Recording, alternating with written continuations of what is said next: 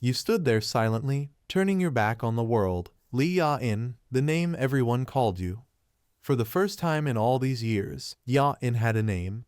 After thousands of years, human life is very complicated. They are all people, yet they distinguish by country, by skin color. They name everything in life and create meanings for them.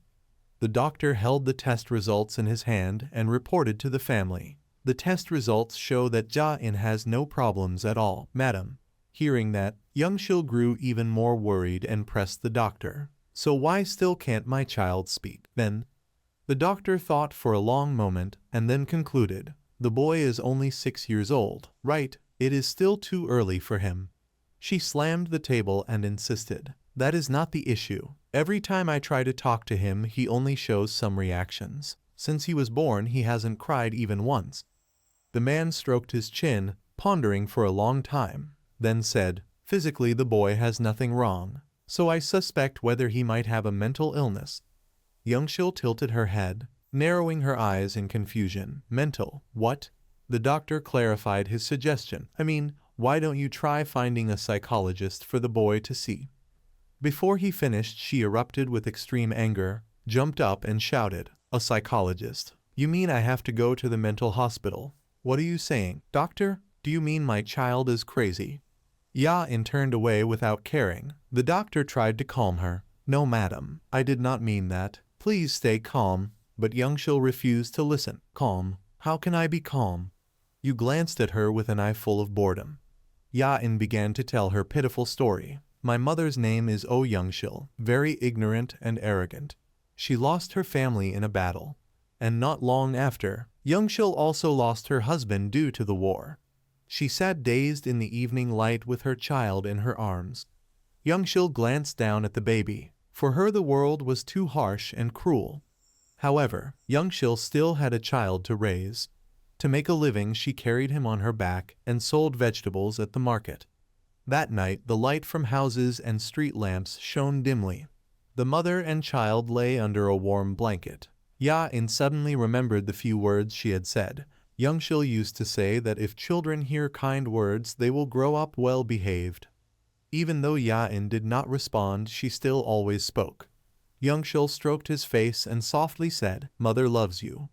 Ya-in watched silently with a vacant look. I could not understand what she said. But that warmth? Ya-in did not hate it at all. He turned his face to the ceiling after Young-shil had finally closed her eyes. Ya-in glanced outside as if wanting to do something. And this life.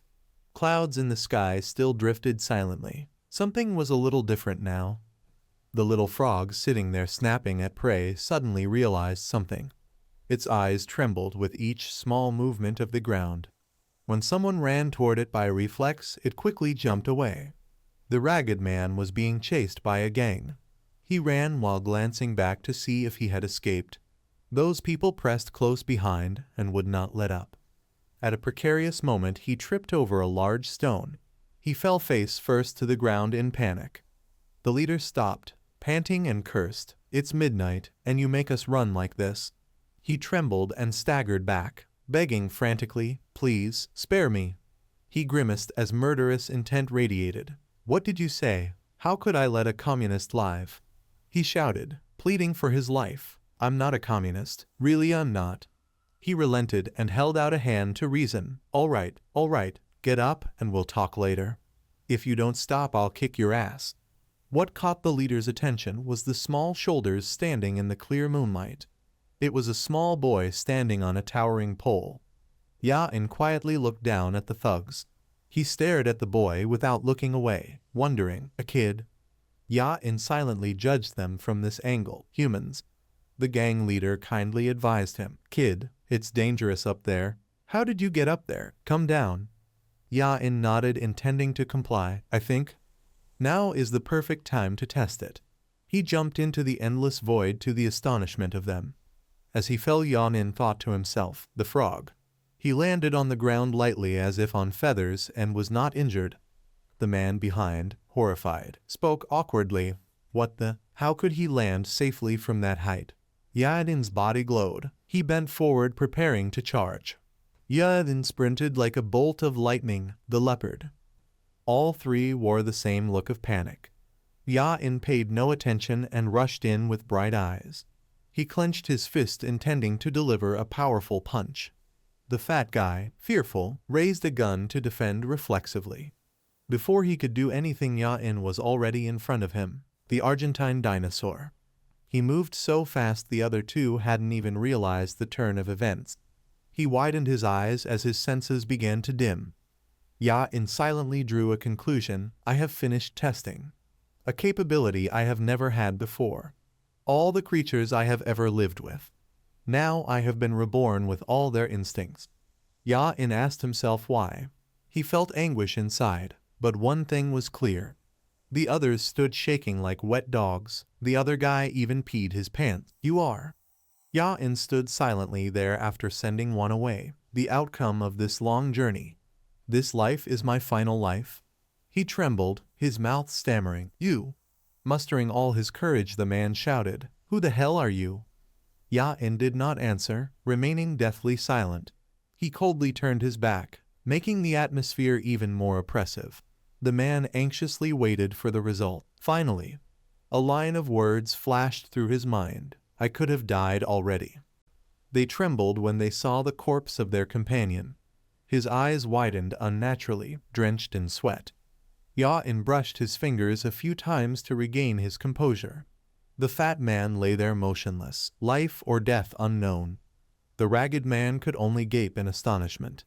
Ya-in flicked his fingernail lightly, staring at it for a while. Suddenly he sensed something coming. The man threw a heavy punch to the face, catching Ya-in off guard. He rolled to the ground by sheer inertia.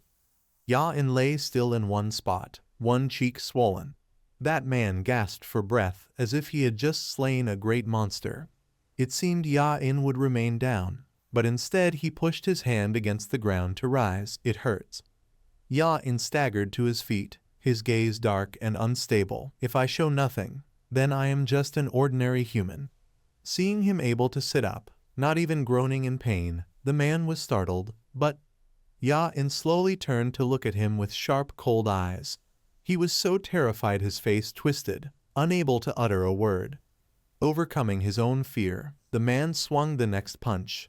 Ya-in sat calmly, unmoving, though he already knew. The man suddenly felt pain drilling into his brain. His hands swelled at the joints, trembling. He clutched them and screamed in agony. Ya-in quietly used a superpower, Turtle.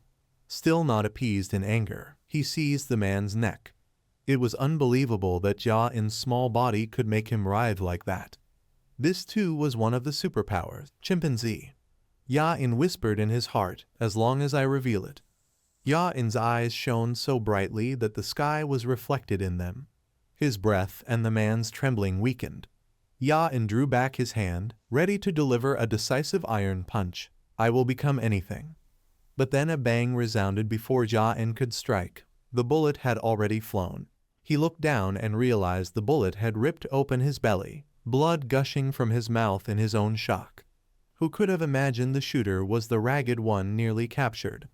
Ya-in's eyes narrowed in despair. He loosened his grip and collapsed slowly to the cold ground. I was wrong. Hearing the gunshot, birds scattered from the forest. His hands trembled, making the gun shake. He dropped the gun to the ground amid a scene where no one remained alive except those still conscious. Ya-in lay motionless, not getting up this time. The man wept in terror, snot and tears streaming. Overwhelmed with fear, he abandoned everything, screaming as he ran. The last one left stood bewildered, unsure what to do. Ya-in still lay there like a corpse, no breath at all. And so it remained until morning. Ya-in's hands twitched faintly. His body reacted with them. He used all his strength to lift his head.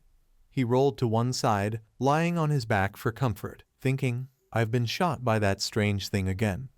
Ya-in felt the pain inside his body. It hurt so much. The bullet seemed to have pierced his organs. With faint breath, Ya-in wondered, will I die? By then the morning sky was pink, fresh and gentle. It grew brighter, heralding the sun's peak. That pink was clear in Ya-in's eyes. Even each drifting cloud above, all were contained within his gaze. The sky brightened gradually with time. Suddenly Ya-in's stomach jerked upward. Then he collapsed again, unmoving. The wound on his belly sealed as if the bullet had been pushed out. Once more Ya-in's body convulsed violently. This time water poured out of him. He coughed several times to expel it. Finished, Ya-in wiped his mouth. His face blank like one drained of blood, thinking, sea cucumber. He slowly braced his legs and stood. I survived. Ya-in stood holding his stomach, feeling pain and the air. Damn it. This survival instinct. I thought I had nothing left to endure. Yet how strange, how fascinating. Such a small body could have this ability. It's hard to understand. Maybe, I suppose that's how it is. Ya-in looked toward the empty road as if sensing something. He perked his ears to listen carefully. Ya-in whispered to himself, I can hear. Youngshil's voice, filled with worry, cried his name, Ya-in. The old folks nearby were woken by her screams. My son, muttering, who's making such noise at this hour? Youngshil searched non-stop. Where are you, Ya-in? Villagers whispered among themselves. Her boy must have run away. Youngshil stood alone in the narrow road, heartbroken, screaming hoarsely, Ya-in. She clutched her collar, tears streaming in the air. At that moment, the small figure of the boy appeared under the vast sky. Ya-in, with wounds covering his face, glanced aside. He bit his lip, letting blood trickle from the corner of his mouth. What he noticed was a bird perched on a nearby scarecrow. The bird, clueless, only stared back at him. But in a blink, Ya-in lunged and swallowed it whole. A moment later he landed on the grass, feathers scattering around. Ya-in chewed it fearlessly, grabbing a feather, telling himself, I may not be grown, but I can survive if I try. Ya-in slowly swallowed the unlucky bird, thinking, I don't even need to live with her. But then he remembered when Youngshil pinched his cheek, whispering tenderly, Mother loves you. Ya-in's eyes slowly grew calm. He turned aside, gloomily gazing that way. Then Ya-in began walking across the vast field. He trudged forward aimlessly. Back in the familiar village, two old knees collapsed to the ground. Youngshil clutched her chest, lifted her head, tears streaming, calling, Ya-in, my son. Time passed. 4 days later, evening light covered the forest trees where he trudged wearily. Ya-in sweated under the scorching sun, body exhausted. Hunger and heat drained him, his body staggering. As expected, Ya-in collapsed onto the barren ground. Each breath grew heavier, his strength depleted. He turned, panting, thinking, maybe I have a fever, and my stomach feels like it's tightening. Sprawled on the ground he wondered, is there anything I can eat? He squinted, thinking, I thought humans are omnivores. The bird he ate days ago appeared in his mind. Then an image of a snake flicking its tongue. Finally a startled rabbit. But he still didn't understand. What's the problem here? Ya-in imagined himself sinking into clear blue water. I've gone through this so many times, but I can never get used to it. His arms slowly dropped, death drawing near. Ya-in submerged in the water, bubbles floating around. It's okay, I won't regret. If this is truly the end then. Suddenly something pulled him back to reality. It was someone approaching. No one else but Youngshil. In ragged clothes, messy hair, dark ringed eyes, she saw her son not far away. His eyes showed weakness. Youngshil, seeing the pitiful sight, rushed and screamed, Ya-in. She embraced him tightly. Youngshil squeezed Ya-in, sobbing uncontrollably. In her warm arms, his thoughts shifted, as if returning from death. But now my mind is clear. I'm so hungry. I want the food she makes. With a parched mouth, hearing her cries, he grumbled, she's too noisy. He lifted his face to see Youngshil, tears and snot streaming, silently scolding. How long will she cry? Stop and give me food. Ya-in opened his dazed eyes amid her sobs. Right then, he gently gripped her arm. Ya-in only wanted to see Youngshil smile wide, rather than weeping so, though he didn't know what that meant. Ya-in spoke his first word ever. Her eyes widened. The word she always said with a warm smile. Ya-in looked up at his mother and softly said, I love you, Mom. Once again tears rolled down her cheeks, lips trembling. After speaking, Ya-in only smiled faintly, repeating what she used to do. Tears fell onto his face, contrary to his thought. The uneducated, unfortunate woman Youngshil. No, she was Ya-in's mother. She hugged him tightly, crying endlessly. He could only lean on her shoulder, glancing from within her warm embrace. The evening sun shone down on the mother and child sitting there. He stared intently at the rays before him without blinking.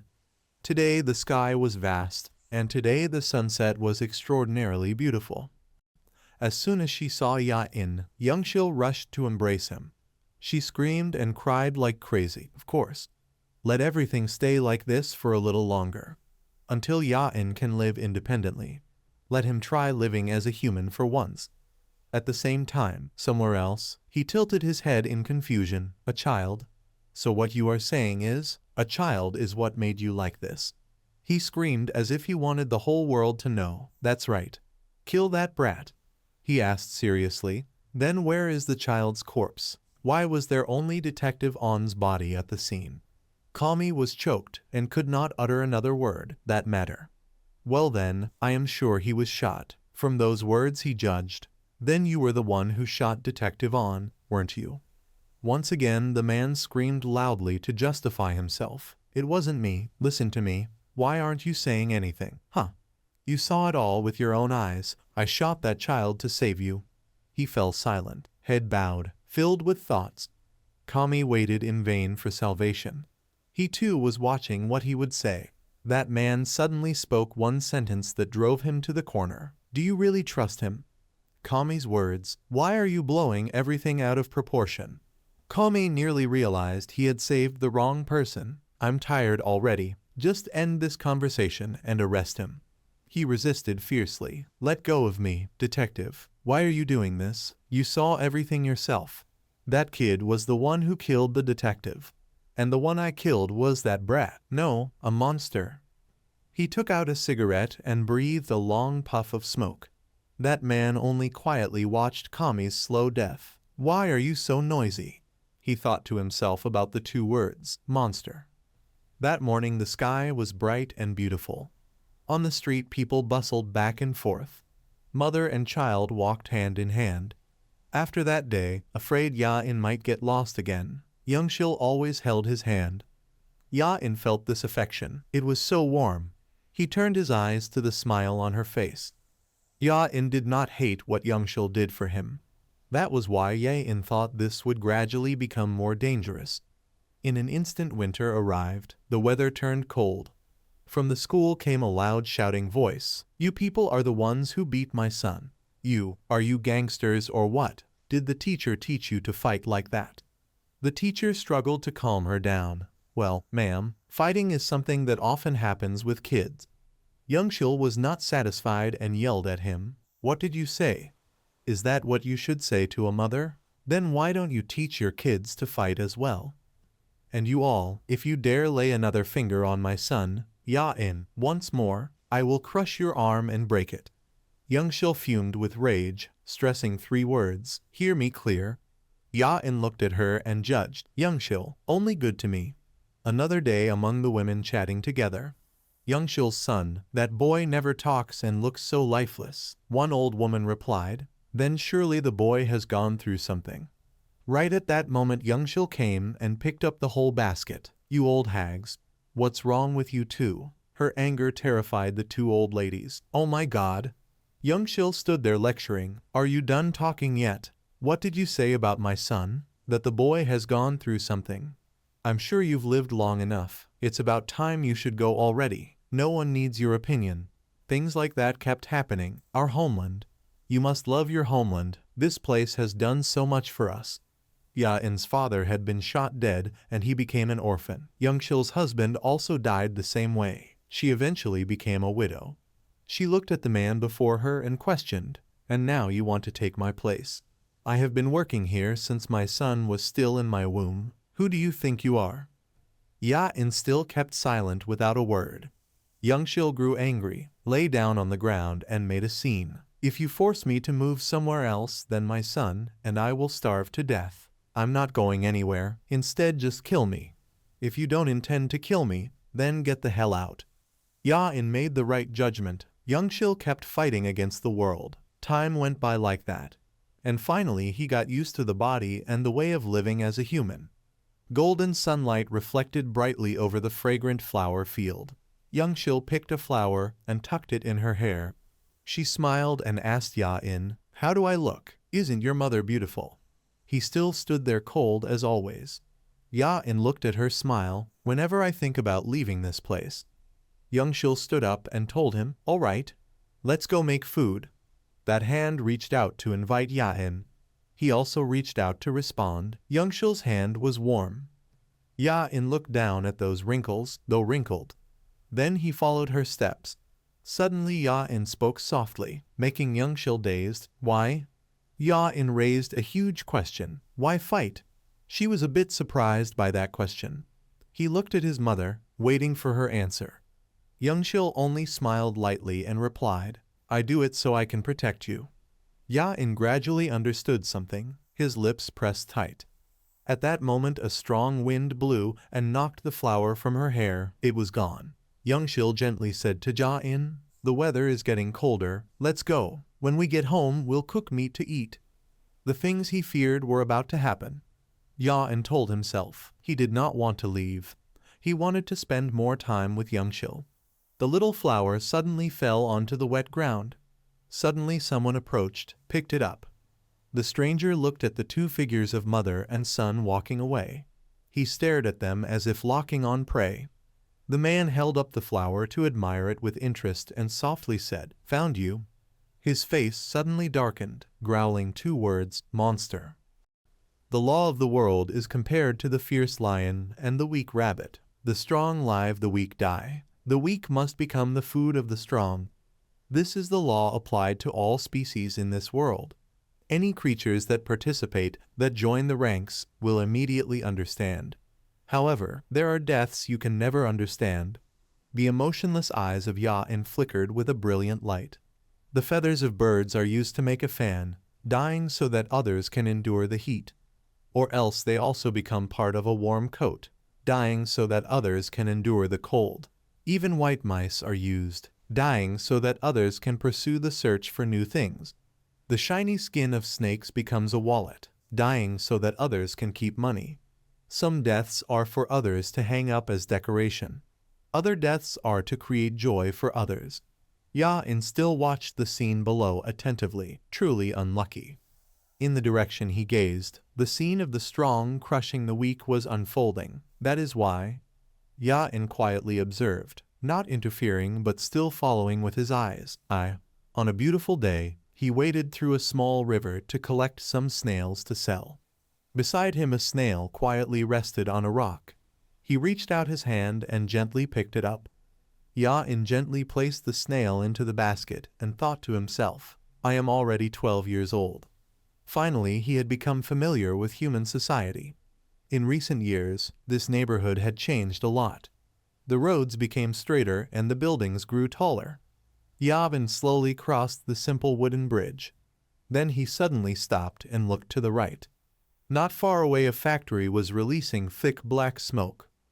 The column of smoke from the chimney nearly covered the sky. Below, wastewater was being discharged continuously. Opposite, another factory had been built near the riverbank. White clouds peacefully drifted over the roof of Ya-in's house. He gently pushed the door to step inside the room. On Young-shil's body was a thin blanket. She was still sleeping soundly. Looking closely revealed her face drenched in sweat, and Young-shil had fallen ill. Ya-in's face showed no emotion as he simply stood there. Some time before, because of plenty of food, his cheeks were round.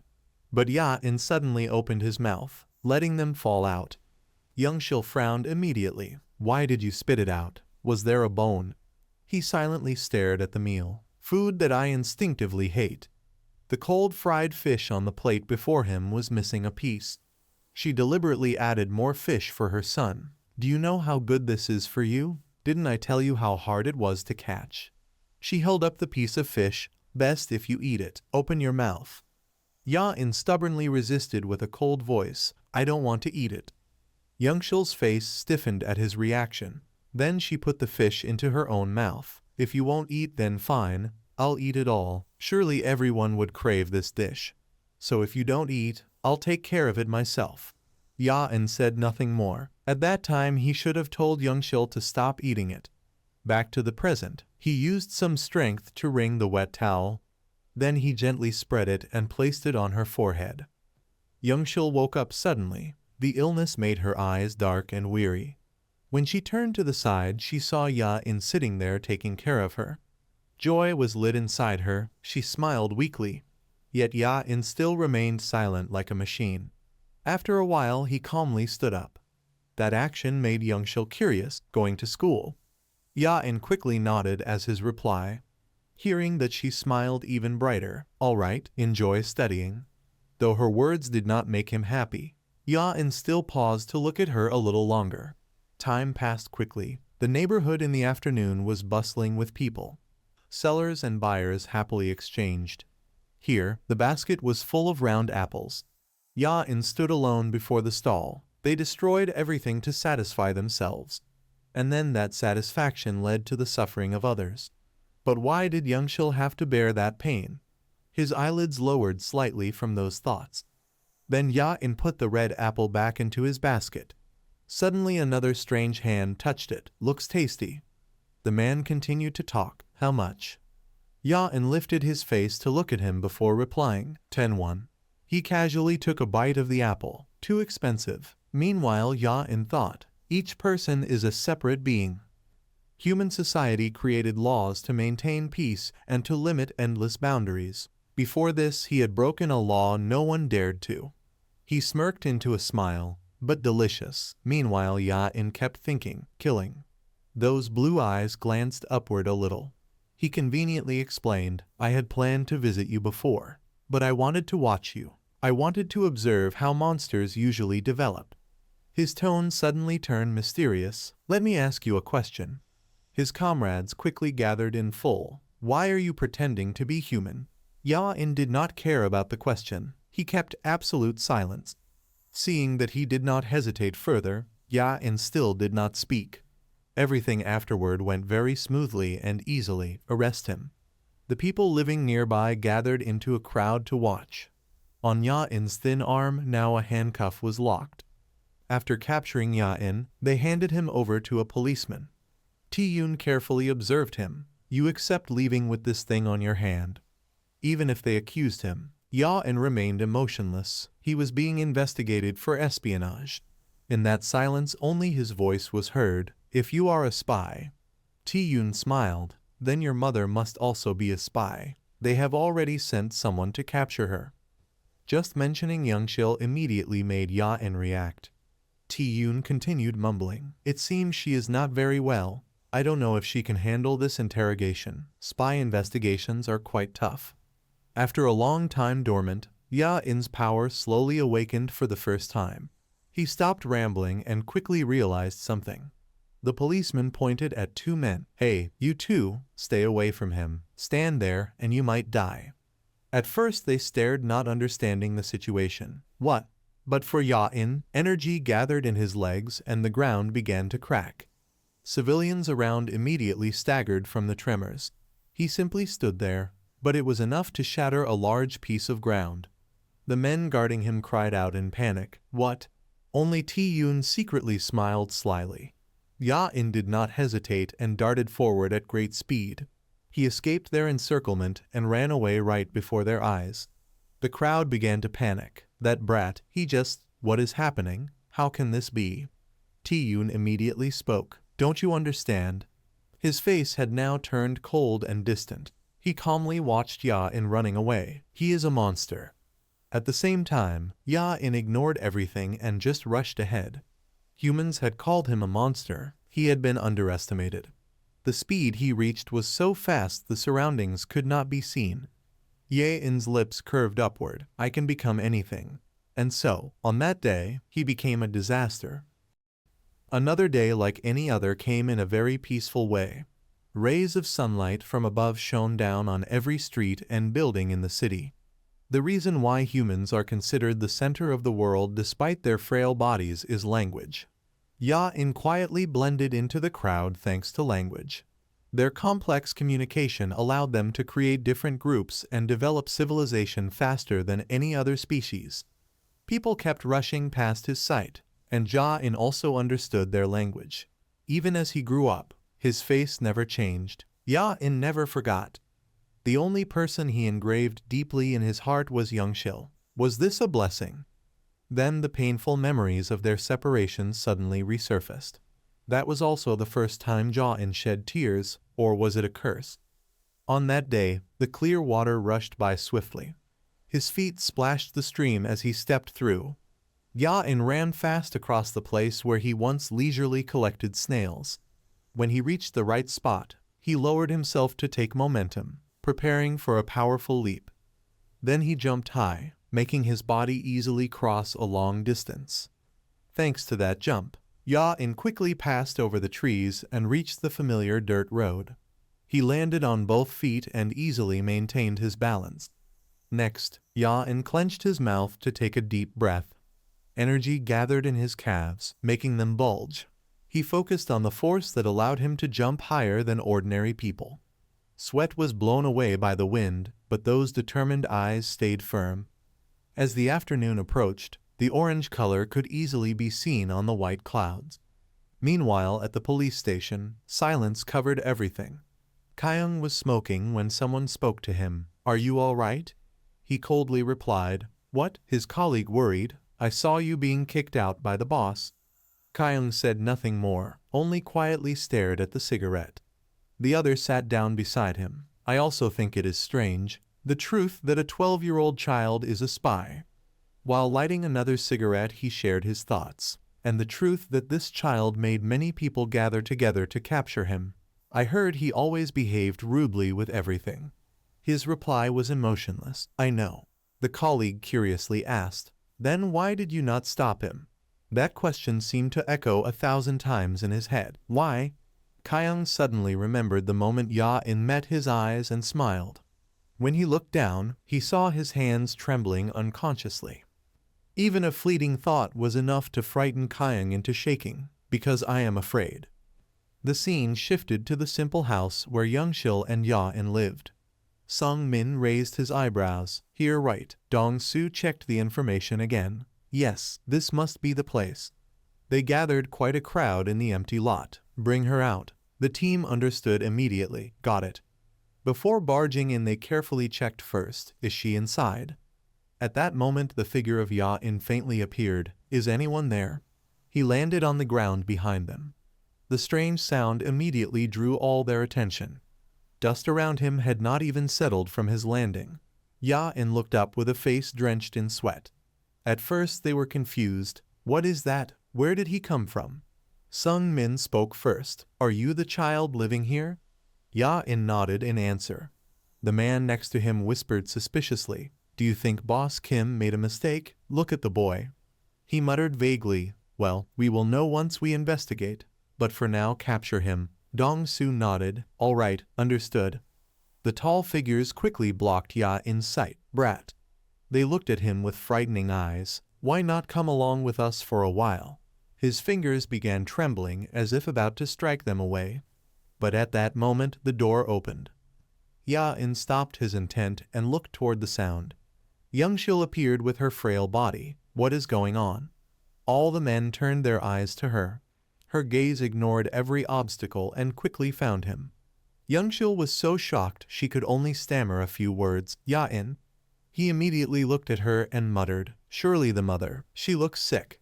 Ya-in did not react outwardly but still paid attention to his words. Sung Min coldly ordered, "We only need to follow orders. Capture both of them." Dong-su instantly grabbed the boy's shoulder. "All right, come with us." Youngshil grew agitated. What do you think you are doing?" She staggered out into the yard. "Since when did you think you could take my son away? You better let him go." But they did not care about her words. When she looked at another man, each face showed clear contempt. Youngshil took a deep breath before shouting, "Everyone." Then she screamed loudly, "Everyone, they are trying to kidnap my son. Help!" Hee-jin frowned. "Old woman, why don't you think?" But she shoved his hand away. "Get your hand off me, you bastard." Youngshil desperately cried out, "Everyone." This appearance made them more suspicious. How can she still have strength to shout? She looks like she is dying. Sung Min tilted his head. Is she acting? Surely she is a spy. For Ya-in, he stared wide-eyed at her in surprise. Everyone, help. Just as she was about to scream again, a hand struck from behind. The man heartlessly slapped her face. Shut up. Shut your mouth, old woman. The slap left a red mark on Youngshil's cheek, looking very painful. Ya-in saw it clearly. Human language can almost describe every situation. Her body swayed and collapsed after the blow. Ya-in's mind turned cold. I truly feel a chill. The man even calmly watched her fall without helping. Suddenly Dong-su flinched. I can feel the rage boiling within me. Cracks spread under Ya-in's feet, and with that, I discarded it. Emotions overwhelmed everything, turning Ya-in into a mad beast, my reason. Moments later, his body already lay lifeless on the roof. Ya-in exhaled heavily while the murderous aura had not yet faded. Sung Min was now crushed on the ground, no longer breathing. His hand, stained with red blood, trembled slightly. Youngshil sat up with difficulty but seemed about to cry. Before her was the horrifying scene caused by her own son. She weakly called his name, Ya-in. He turned to look at her with ferocious eyes. Seeing him like that made her unable to hold back tears. As they only stared at each other, he had time to calm down. Ya-in was shaken in thought. Again, I did it again. But it was not over when a car screeched to a halt in the yard. A loud laugh tore through the tense air. Tae-yoon appeared with a triumphant face, followed by some of his men. Ya-in slowly turned, panic clear on his face. He boasted to the others, "What did I tell you? I said he was a monster." His words agitated him more. Monster. Tae-yoon kept laughing like a joke. Do not mess with him. You will die like the others. His small palm but containing terrifying power clenched tight. I just need to. As he hesitated, Youngshil suddenly dashed forward quickly. She ran right before him, startling him.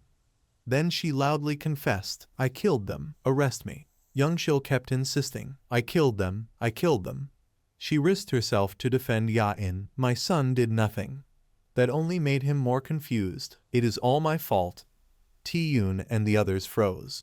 Youngshil, who did not even have energy to eat. He asked himself, why? Ya-in recalled the moment she took him to the flower field. Why fight? That gentle smile only for him. That figure engraved deeply in memory and mind. Then he used the same hand that caused Sin to clutch his chest.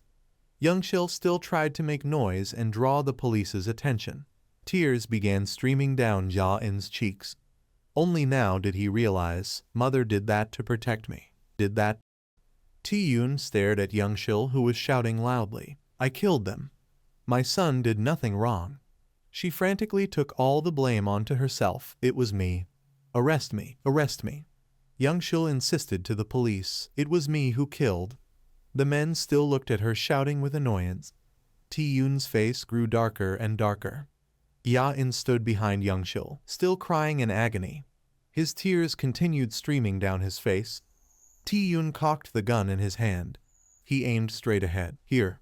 The gun pointed at Youngshil. Suddenly Tae-yoon lowered the gun. He narrowed his eyes at the target. Suddenly Ya-in's eyes widened. Tae-yoon muttered as if realizing something. There it is. Youngshil also froze when she saw him.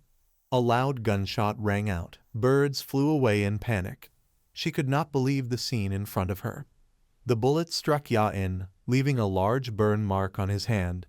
Youngshil stammered, covering her mouth tightly. Ya-in. He still stood firmly in front of his mother with glowing green eyes. Tae-yoon laughed with delight. I knew it.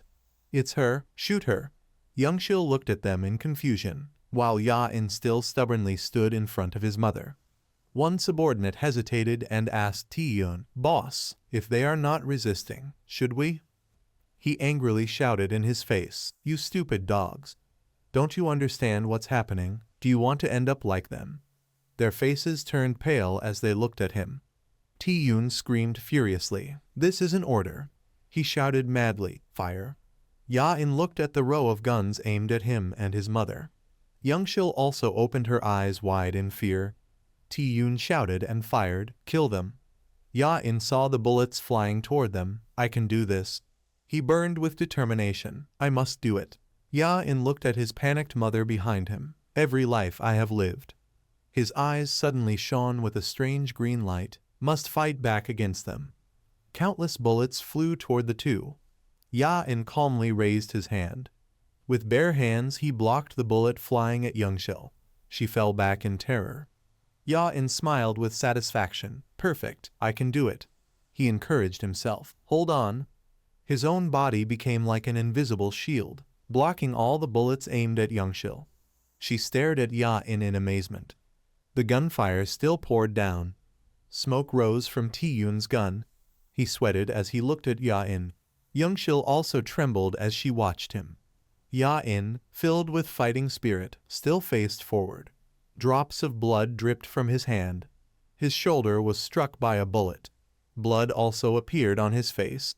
Ti-Yun could not believe his eyes. What are you all doing? He is still standing. Keep shooting. They raised their guns again, aiming at the mother and son. Ti-Yun ordered, shoot that brat. Kill him now if you don't want to die. Ya-in saw the bullets flying again. Yes, I have no other choice. He thought of his current situation and felt despair once more. Suddenly a hand stretched out in front of Ya-in. Youngshil rushed out to shield him. She hugged him tightly in her arms, leaving Ya-in shocked. Ti-Yun looked at the two in confusion. Ya-in realized the bullets were flying at Youngshil. No. He panicked, eyes wide open. She quickly stroked his head to comfort him. It's all right. Ya-in's eyes filled with tears. In just a moment, she was shot and fell backward. She slowly slipped from Ya-in's embrace and collapsed. He could not believe the scene before him. He stared blankly at his mother falling. Ya-in was stunned, watching Youngshil's death. She looked at him in her last breath. Mother. Ya-in leaned closer to her. Youngshil tried to raise her hand toward him. She tried to wipe away the tears on his cheek. She struggled to convey what she wanted to say to him. Youngshil recalled the happy moments with Ya-in. Both faced each other with tears of farewell. Her hand gradually slipped down. Youngshil lost all strength, lowering her hand. She slowly passed away before Ya-in's eyes. Flocks of birds flew across the twilight sky. They formed patterns as they flew ahead. Youngshil drifted into another world. She dreamily opened her eyes. She looked around in confusion. She began to wonder, what is this? Is this heaven? Suddenly Youngshil looked in one direction. She saw Ya-in trembling in a corner. She smiled gently at him. Youngshil looked at Ya-in wiping his tears. When you were born you didn't even cry. So why are you crying now?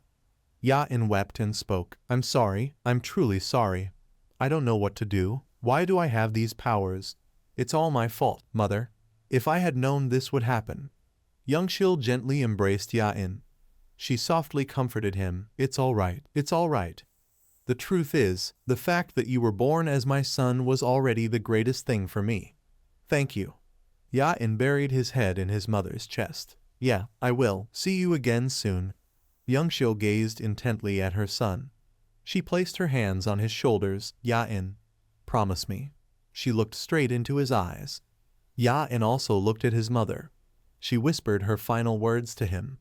Ya-in widened his eyes in surprise, returning to reality. He still sat silently before his mother's corpse. He remembered her last words. Ya-in, promise me. He looked at the men holding guns before him. Ya-in recalled his mother's dying words. No matter what happens to you, no matter what you must do.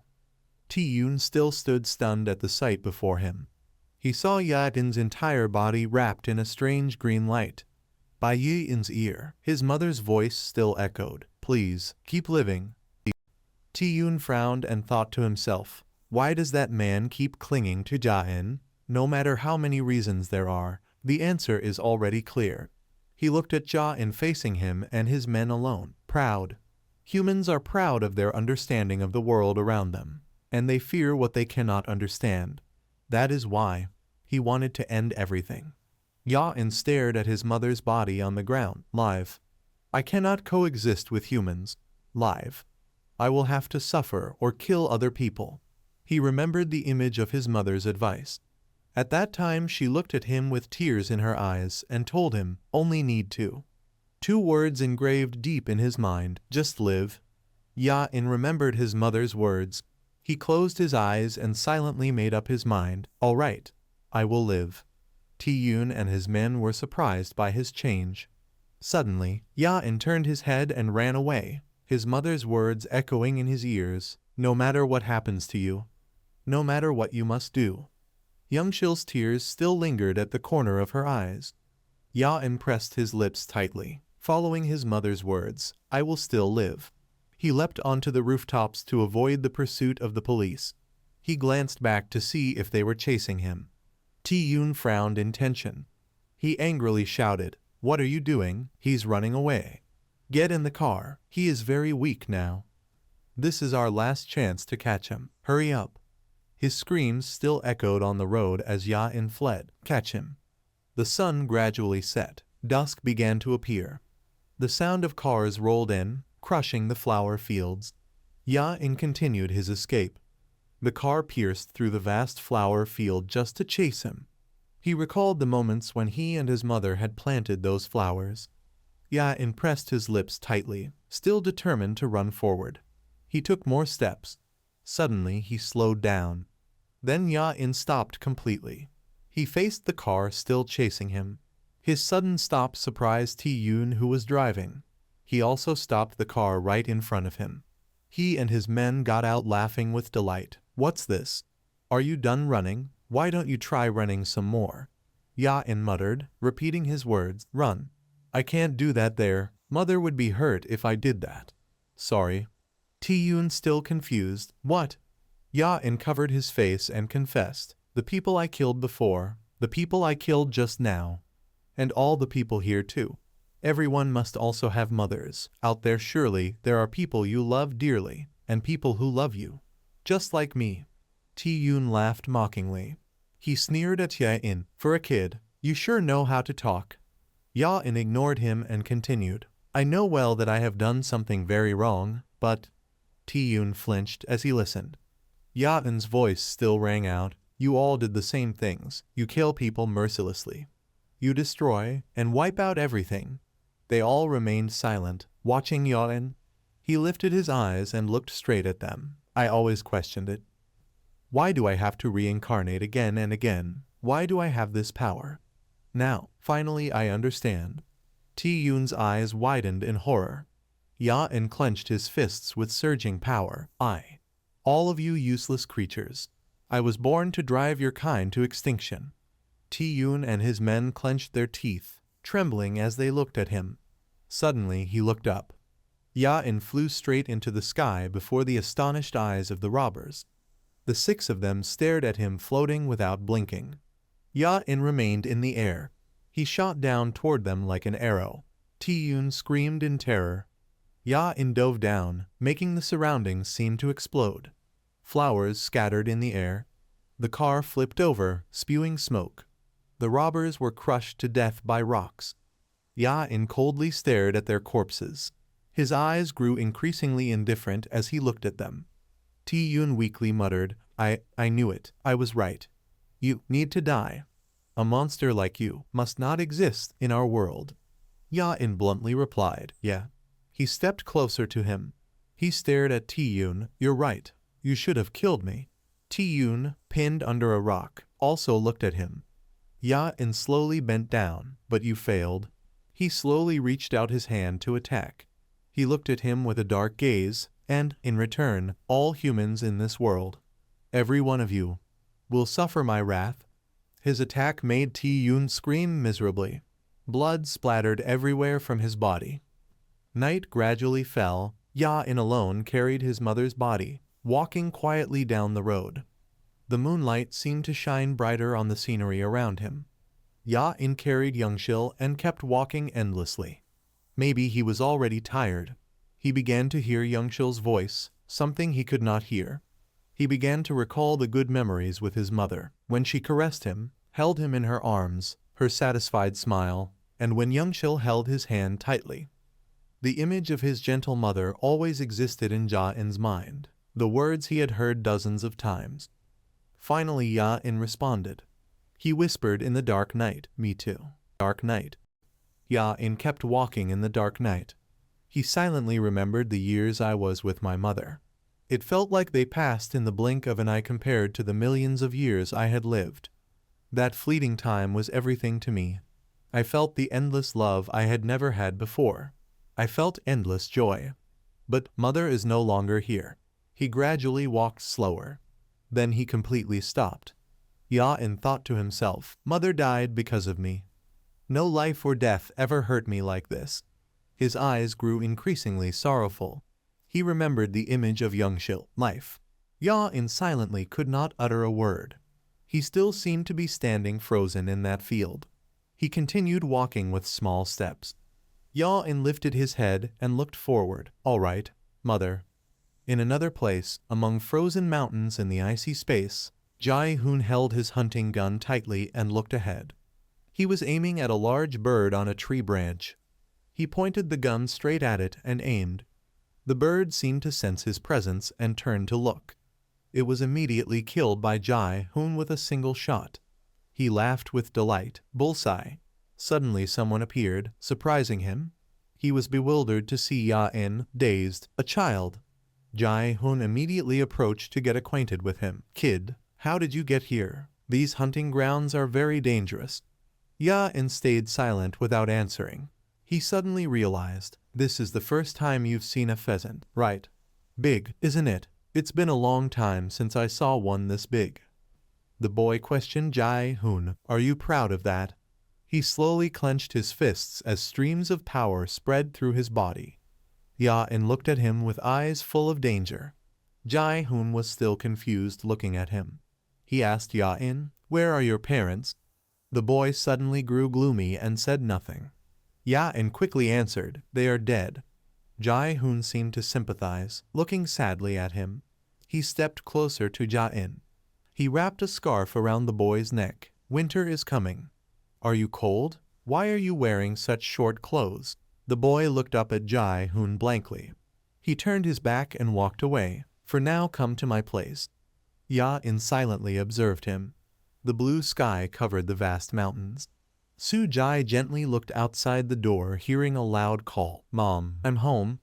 Jae-hoon waved at her. Why are you standing out in the cold? I told you to wait inside. First let the kid take a bath before eating. Ugh, that smell. Delicious dishes were set on the table. Jae-hoon rested his hand on his knee and said, all right, today we have tender pheasant meat. Are you hungry? Eat up. Suddenly strange noises drew Ya-in's attention. Jae-hoon also listened. The echo is loud, isn't it? That mountain over there is under construction. What do they call it? Risado. Ya-in remained silent but glanced toward the source of the sound. He curiously asked the boy, so what wind brought you all the way up to these mountains? Ya-in picked up his chopsticks and replied, I just walked here. Jae-hoon listened calmly while eating. He picked up some rice. Anyway, there is nothing much up here. It's not the best place for a child to live. When there's time, let's go to the village. I will ask the village chief to find someone who can take care of you. You still need to go to school. Ya-in put food into his mouth, chewing with appetite. Seeing that, he happily wanted to pat the boy's head. The boy looked at his action blankly. Jae-hoon smiled broadly, and when you're at school, remember to learn to speak politely to the elderly. Understand, kid? Ya-in looked at him full of childlike curiosity. Night covered the mountains. The moonlight shone on Jae-hoon's house. Family photos were placed on the table, moments of reunion, trips, the photo of his father, and pictures of him with his mother. Jae-hoon was still sleeping, drooling. Su-jae also peacefully sank into dreams. Their snores filled the house. Only Ya-in still lay awake, unable to sleep. His eyes wide open staring at the ceiling. His gaze filled with helplessness, unable to put into words. Many large clouds covered the sunlight. The clearest thing left was the white snow everywhere. Jae-hoon and Su-jae widened their eyes, watching something mysterious in front of them. Ya-in, in new clothes, stood in the yard. It seemed a bit long for you, right? He carefully bent down. We can fold it up like this. The boy obediently lowered his head under Jae-hoon's care. After adjusting his pants, he stood proudly. There, perfect, let's go. Before leaving, he did not forget to tell Soo-jae, "Mother, I will be back soon." She raised her weak hand to wave at them. Ya-in kept staring at her without showing any other emotion. The two of them went into the forest. Bird calls echoed faintly from afar. Around the path there were only rocks, trees, and snow repeating again and again. For Ja-in, from beginning to end, he just quietly walked beside Jae-hoon. Then he suddenly spoke. "Your mother, she does not say much." He happily patted the boy's small head. "Are you serious? So that means you know how to speak with the elderly, right?" This touch made the boy clearly show dislike. But Jae-hoon still smiled happily at that. Then he shared. "She cannot speak. She cannot hear well either." The boy asked confused, "If she cannot hear, why do you keep talking to her?" He gave a sad smile. "Even if she cannot hear, she can still understand." Jae-hoon sincerely confided to him, "As long as she understands what I want to say, just that alone is enough." After hearing, the boy stayed silent, unclear if he understood those emotional words. After walking further, dark clouds covered the sky and poured down cold rain. He looked up surprised. "Oh no, it's raining." Jae-hoon quickly pulled the boy close. "It's just drizzle. It will stop soon. Be careful not to catch a cold." He led Ya-in to a cave. "Let's shelter from the rain here until it stops." They entered the cave, not knowing above them was a dangerous construction site.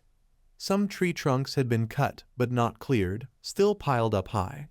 Why is it raining so heavily in winter?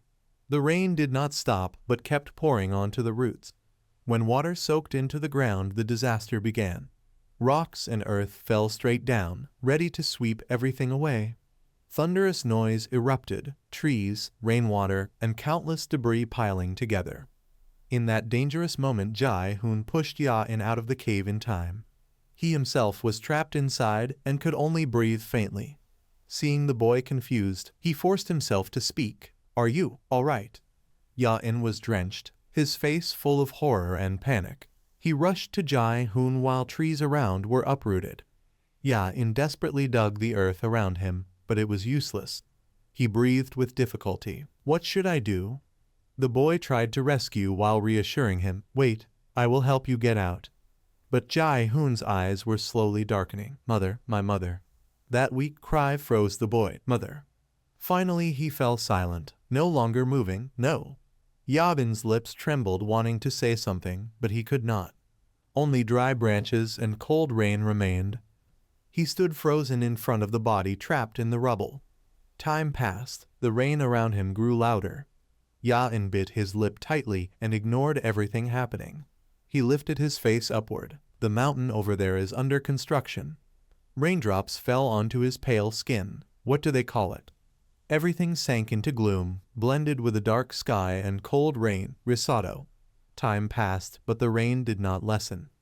Ya-in carried Jae-hoon on his back, step by step returning to their house. The large body weighed on the boy's small figure. On the way back, Ya-in showed no other expression. Suddenly something in front made him lift his head, but it was not what he wanted, so he disappointedly lowered his gaze. When he returned, Soo-jae was waiting outside in the rain. Her eyes were shocked at the cruel truth. Jae-hoon with a wound on his forehead unhealed, now completely at rest. The shock made the umbrella in her hand fall to the ground.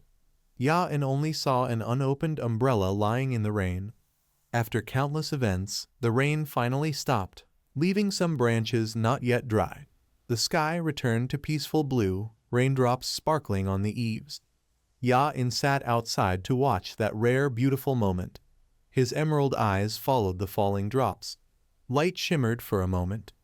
Then he suddenly closed his eyelids. The cruel scenes he once caused returned. Then the moment when he dived from the sky and destroyed the evil people who ruined his happiness. Ya-in thought, "To be honest, I vented my anger on them." The moment facing Tae-yoon was still clear in memory. All humans in this world, not one will be left behind. Ya-in sat curled in the corner. "I am still thinking about my decision." Then he held his small hands in front of him. I hesitate. No matter how I look, I only see childish fingers. I do not know what is right or wrong. That thought sank his mind into unconscious gloom. Before that, Youngshil had once panicked holding a test paper with a bad grade. She frowned and said, "What is this? You are really like your mother, aren't you?" He honestly admitted, "I did not do it because I did not know how." Youngshil scolded, "Even if you do not know, you must try. If you do not try, you will not learn anything." But he still shook his head. "If I do not know the answer, why try?" She did not force any more, just silently looked at him as if pondering. Returning to reality, Ya-in alone looked at the vast sky. His face could not be seen clearly, but sadness radiated around. In contrast, the human construction project was completed. The opening ceremony began when someone cut the ribbon. Then came loud applause from attendees. The project owner stood on stage waving. He continuously received handshakes and praise.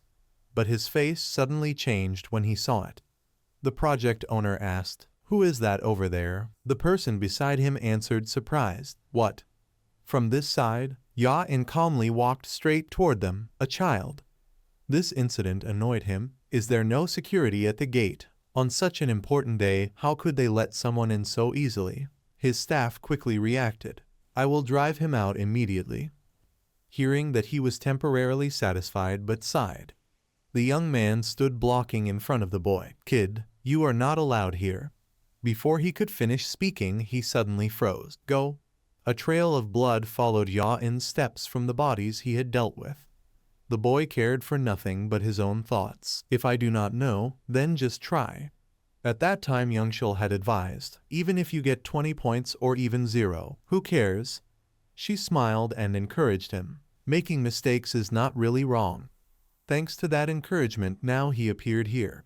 The young man fell to the ground in fear. His scream stuck in his throat.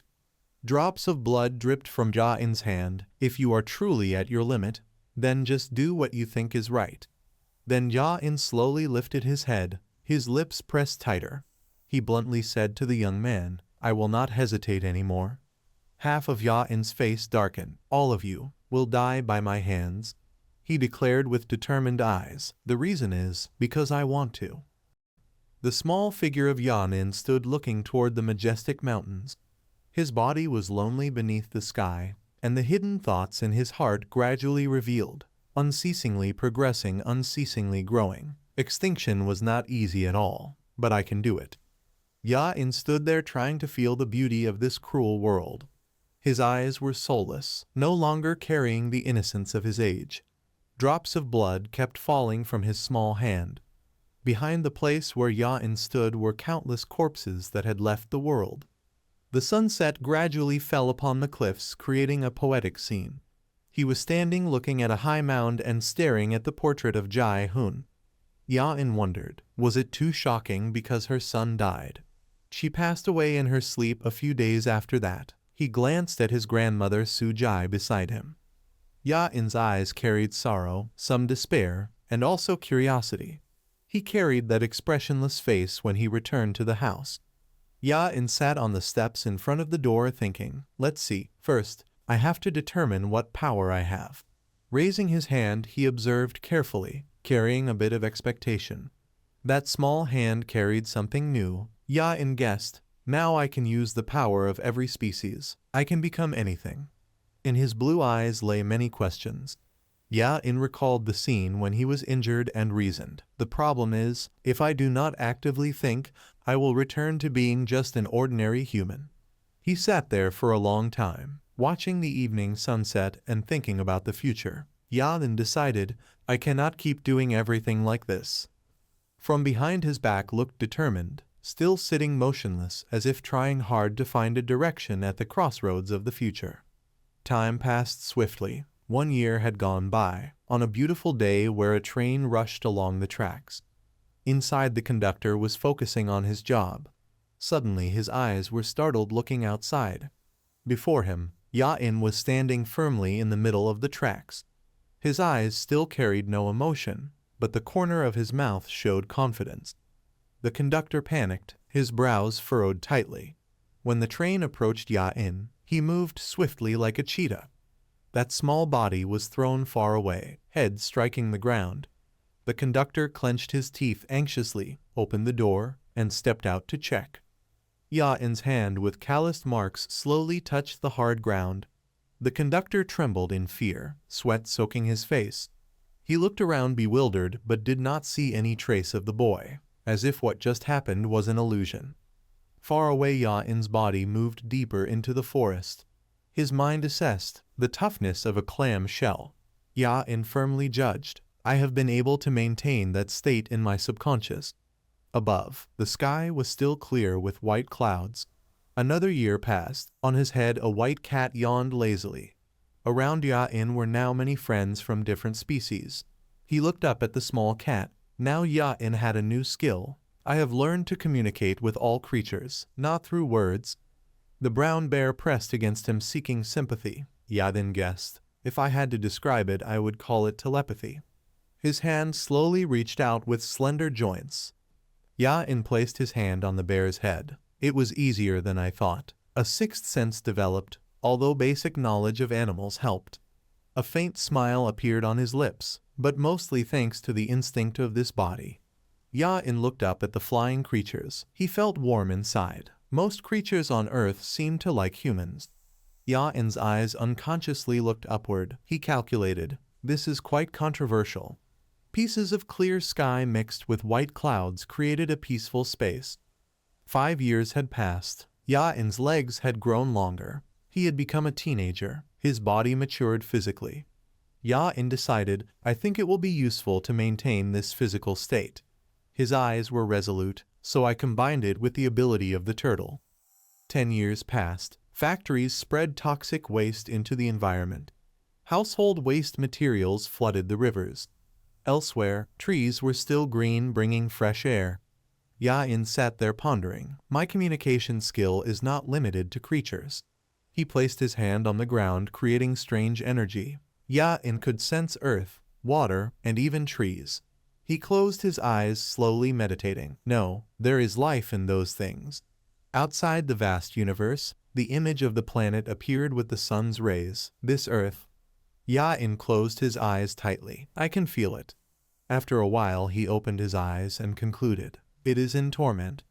Ya-in's hand slowly rose away from the ground he had just explored.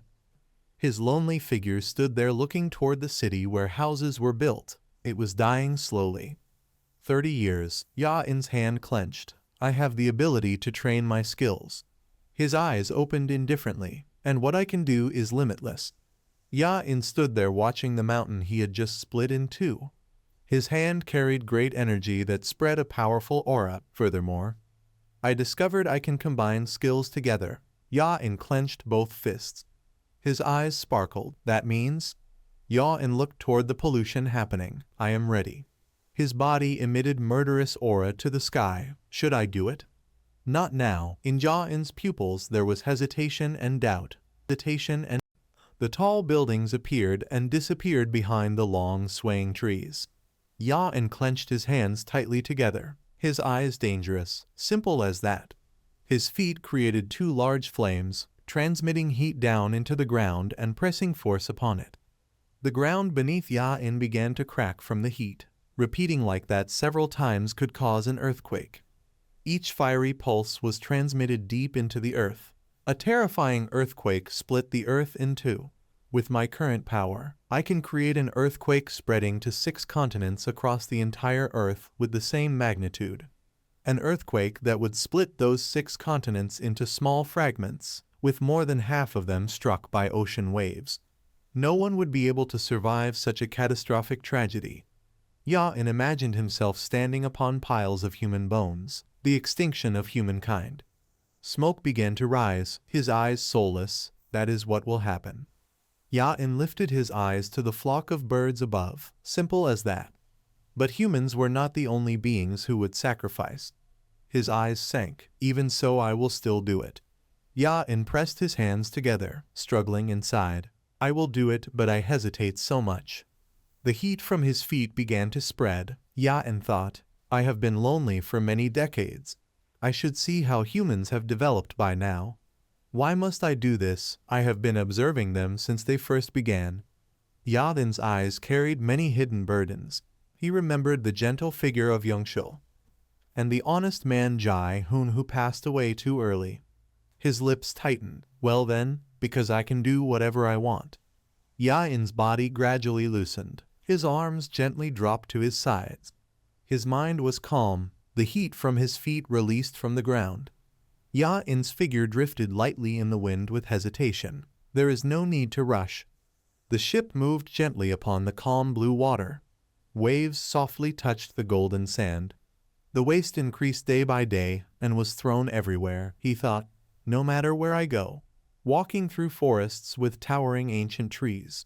Beneath the ground was a wooden bridge crossed by many people.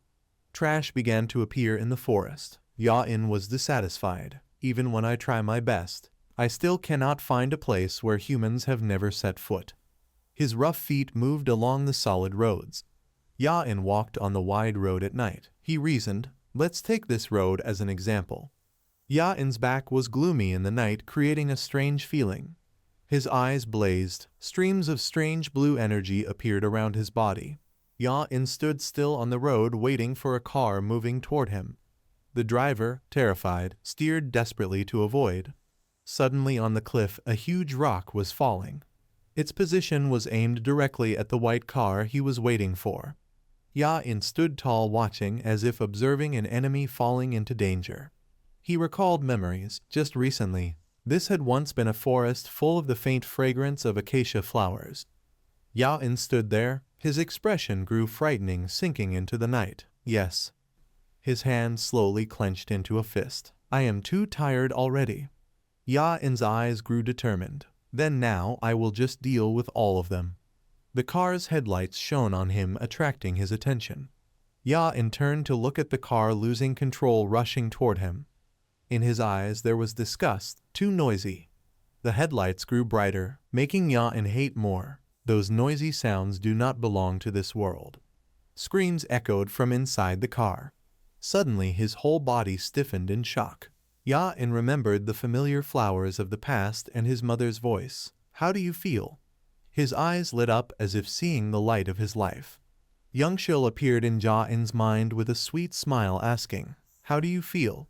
He found that figure in Lisu, the woman sweating in terror. Ya-in's lips trembled as if to speak a familiar sound. Now the falling rock drew closer to the car roof. He leapt swiftly, leaving a small cloud of dust behind. Ya-in rushed like a cheetah, afraid that being late for a moment would bring regret. His hand reached out in midair as if trying to grasp a ray of hope. Ya-in punched hard, shattering the rock into fragments. The car was safe. He calmly landed on the roof. The woman inside, anxious, gripped the steering wheel tightly, her eyes closed. Lisu clenched her teeth and opened one eye to see. Before her was Ya-in's upside-down face, frighteningly strange. His face terrifying, bringing a sense of horror. She was startled by the sight and screamed loudly. At the same time another rock was falling freely from the sky. Its speed grew faster, leaving the safe position. The rock aimed straight at Ya-in's body on the car roof. Quickly Lisu looked in horror as it crashed down on him. Ya-in's eyes turned blank, gradually sinking into unconsciousness, painful. The wheels quickly reversed back. His body was thrown far away from the car. Ya-in wondered, why? I should have used my power immediately. At the same time she hurriedly opened the door and stepped out. His eyes wide open looked at the sky, muttering, ah, right. Ya-in looked at Lisu running toward him and concluded, they made me lose all awareness of myself. She ran to him with worry and fear.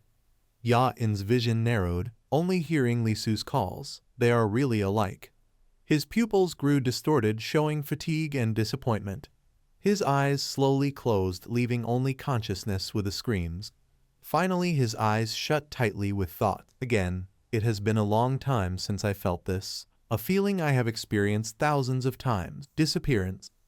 Disappearance. It has been so long. Ya-in's eyes opened wide in surprise. He saw the two of them staring at him. He was lying in a hospital bed, with bandages on his head. Suddenly Ya-in sat up, screaming loudly. The nurse advised, you should not move so violently. since you just had surgery, so sometimes it will still hurt a lot. He touched his head confused. Surgery? She replied. Although we did not receive consent from your guardians, because we could not find your relatives, the nurse decided to perform surgery right away. Luckily, it went smoothly. What is your name? After hearing the question, Ya-in blankly asked back. Name? The nurse answered. That is right. We have no information about you. Can you tell me your name?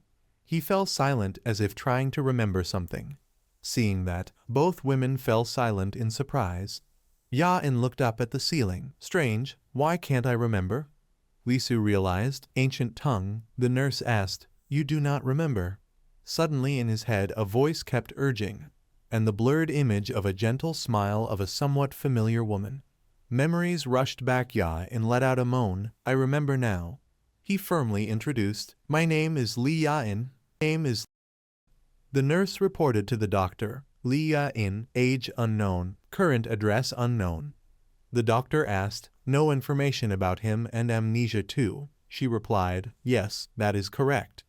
The doctor turned to Lisu and said, This is very unfortunate. On her face was clear dissatisfaction upon hearing this. 3 months later, inside the police station a voice resounded. We believe he is about 24 or 25 years old. Yes, I have heard that. Even if we expand the records to people up to 40 years old, there is still no match. His fingerprints have not been registered. We really have no way of knowing who he is. The police responded to the prosecutor. I have also investigated this. In the nearby CCTV there is nothing related to him at all. Lisu held her head in exhaustion. Then staying here is useless. In such situations, what am I supposed to do? He replied, We have never encountered such a case, truly complicated. He does not remember anything except his name, and even that might not be his real name. The doctor said he might have complete amnesia, and it is also possible that he is an illegal immigrant. She probed, Then what do we do now? He helplessly said, If he had a guardian it would be easier. Lisu had some planned thoughts. A guardian. She sat quietly for a moment with important considerations. Lisu's eyes lit up, regaining vitality, asking, A guardian? Inside the tall and luxurious building where the matter was being resolved, which she had sought out, the staff called, Guardian of Li Ya-in. He turned his head to the side as if silently reminding. Ya-in asked curiously, Did she not call you? Lisu irritably replied, Yes. The staff requested, Do you have the hospital discharge papers? She responded, Yes. Please fill this in. Lisu received it with a frown and filled in the information. She fell into silence, showing hesitation in her actions. Lisu turned her head back to look at him sitting behind waiting. Ya-in's face showed innocence with a hint of pitifulness. She sighed in frustration, helpless inside not knowing what to do. The sunset fell over the city. The two of them left, one in front and one behind. Both lifted their heads to the sky, eyes gazing at the beautiful sunset. Ya-in spoke, Is something wrong? You don't look well. Lisu turned her head, giving him a sharp look. She spoke, Let me remind you, this is not my fault. It was a landslide. I do not need to bear responsibility or owe you anything for what happened. He was puzzled. What are you saying? You keep repeating the same thing. Hearing that, Lisu fell into contemplation. The atmosphere seemed frozen. She slowly stepped forward to face him directly. Lisu said harshly, Moreover, clearly you are about 24 or 25 years old. Because the younger you are the more beneficial it is. So I registered your age as 24. By the way, I am 34 years old, much older, right? She spoke sharply. Ya-in innocently said, I thought the younger the better. You are old now, so what are you going to do? Hearing that her temper flared, anger surged like a tsunami. This bastard. Lisu waved her hand. Anyway, I am older, so I will be straightforward with you. He agreed and listened. Do whatever you want. Her voice full of fury. Did I not tell you that I am older? Do you have no manners? Do you want me to teach you? Ya-in's face turned blank, not answering, making the atmosphere awkward. Lisu helplessly said, Forget it, let's go. He asked, Go where? She replied, While I look for you a place to work, you can stay in the dormitory where I live and try to regain your memory. Once you remember, you can leave. Suddenly Lisu's eyes were startled by Ya-in's action. He suddenly grabbed her hand without warning. Lisu furiously shook his hand off. What the hell? Didn't I tell you already? Don't hold others' hands. Ya-in's innocent eyes filled with sadness argued. Why not? She furrowed her brows in frustration, showing inner feelings. After a while, Lisu sighed helplessly, putting her hand to her head. She waved her hand explaining, no means no. If you want, at least you must ask for the other person's permission first. If they agree, then do it. He quickly spoke. Can I hold your hand? Lisu, exasperated, put her hands on her hips, unbelieving. Really? Ask more politely. She turned to look at Ya-in. He sincerely said, can I hold your hand please? Hearing that, she did not answer, only used her hand to hold his hand. His eyes lit up, staring at their hands. Lisu pulled his hand and led him forward. Let's go. Suddenly, a memory flashed across his mind. An image of his childhood with his mother. Because of that memory, Ya-in could not hold back his tears, they fell down. She noticed something unusual, turned back to observe. Lisu's eyes showed surprise and awkwardness. In front of her, he lowered his eyes, tears streaming down his face. Lisu was startled. She cared. Why are you crying? Hearing her voice, Ya-in unconsciously lifted his face. He raised his hand, wiping away the tears, wondering, why am I crying? They stood there talking. On the other side was a yellow flower bed. The flowers stretched out, receiving the last sunlight of the day. Ya-in's voice faintly resounded. I do not know either. Outside a certain cafe, the sky seemed to be darkening. Inside, voices echoed. So that's what you mean. Hearing that, Ya-in immediately glanced sideways to eavesdrop on what was happening. Seoui confessed and turned to ask, are you currently living with this guy? Lisu calmly replied, that's right, for now. She turned to him with a look full of displeasure. He naively asked, what are you looking at? At that moment, Seoui's mind was filled with countless questions. She was somewhat furious, but kept silent. The three of them sat together, yet each had their own concerns. Seoui still couldn't suppress her anger. Definitely not. Just as she finished speaking, a yellow dog walked up, its tongue sticking out as if very thirsty. Lisu said, with a tone of not understanding what was happening, what's the matter? Anyway, he's staying at my place. From inside, Ya-in clearly heard the conversation between the two. Seoui exclaimed, it's strange. She answered, how is it strange? He's lost his memory. We can't even trace his identity. Even the dialect he speaks is very odd. Lisu was surprised. A dialect? Seoui frowned and said, my mother is from Kyungsang, so I can say for sure he's not familiar with using that dialect. It sounds different, like he's trying to imitate it. Lisu, looking unconcerned, asked, why would he imitate that dialect? Seoui grew increasingly harsh. I don't know. Anyway, no, forget everything else. Let's look at this logically. He's a man, and you don't even know him, yet you let him into your house like that. Are you crazy? Lisu pondered and recalled what had happened. She wasn't entirely wrong. Seeing that scene back then, he had shed tears like rain. Slowly, Lisu turned her shining eyes toward Ya-in. Ya-in happened to turn and met the gazes of the two staring at him. He smiled warmly, as if the entire world had wronged him. Seoui hurriedly covered her mouth. Her face flushed red, clearly flustered. Lisu gently said, because I feel like I have some responsibility for this. Besides, my intuition is sharp, and you know that. Hearing that, Seoui turned and said, intuition? Then what do you feel now? She touched her hair and confessed, he's harmless. Hearing that, Seoui had to think for a while, her gaze somewhat doubtful. The two fell silent, as if there was nothing left to say between them. Ya-in's innocent eyes made it hard not to find him endearing. He truly seemed harmless. Seoui sighed in frustration at Lisu's explanation. She scratched her head irritably. Anyway, I can't persuade you, so do whatever you want. The dog quickly fell asleep. On the rooftop of the cafe, it was quite empty. Lisu said, there's a small empty room on the rooftop of this cafe. You can stay there. Ya-in naively asked, can't I stay with you? She crossed her arms and said, "Rules? You sound like a whiny child. But I want to stay with you." Lisu tilted her chin proudly. "But I don't want that." His face showed a sorrowful expression. She added, "Don't make trouble anymore. For now, they'll give you a job and pay you a salary until you recover your memory." Hearing that, Ya-in grew even sadder, lowering his head to the ground. Seeing this, she comforted him. "I'll visit often." He still stayed silent, his eyes heavy with sorrow. Lisu stood up, pulled out her chair, and said to Coui, "Then please take care of him." Coui was surprised. "You're leaving right away? We don't have any customers anyway. Why not stay a little longer?" Lisu replied, "I have to go home before returning to the base.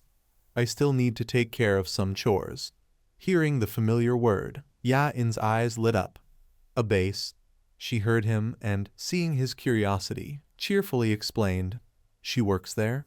She works at quite a good place, called the Environmental Industry Base." Hearing that, a thought flashed in his mind. "I also want to work there." Suddenly, the dog barked. Lisu spread her arms and ran toward it, cheerfully saying, "Let's go." She turned to play with the dog, ignoring the two standing there. Before she could touch the dog, it happily ran off. It turned out it had run to wrap itself around Ya-in's legs. Coui smiled and exclaimed, "Oh, look at that." She was puzzled and muttered, "Strange, Royce never welcomes anyone except me." He looked down, his gaze full of thoughts. She will take the dog with her? At that moment, Royce happily circled him, with eyes wanting his touch. Ya-in gently bent down and smiled at the dog. "Good." He patted its head. "Really?" Suddenly, Ya-in seemed to recall some memory about this dog. His head spun, his eyes went blank.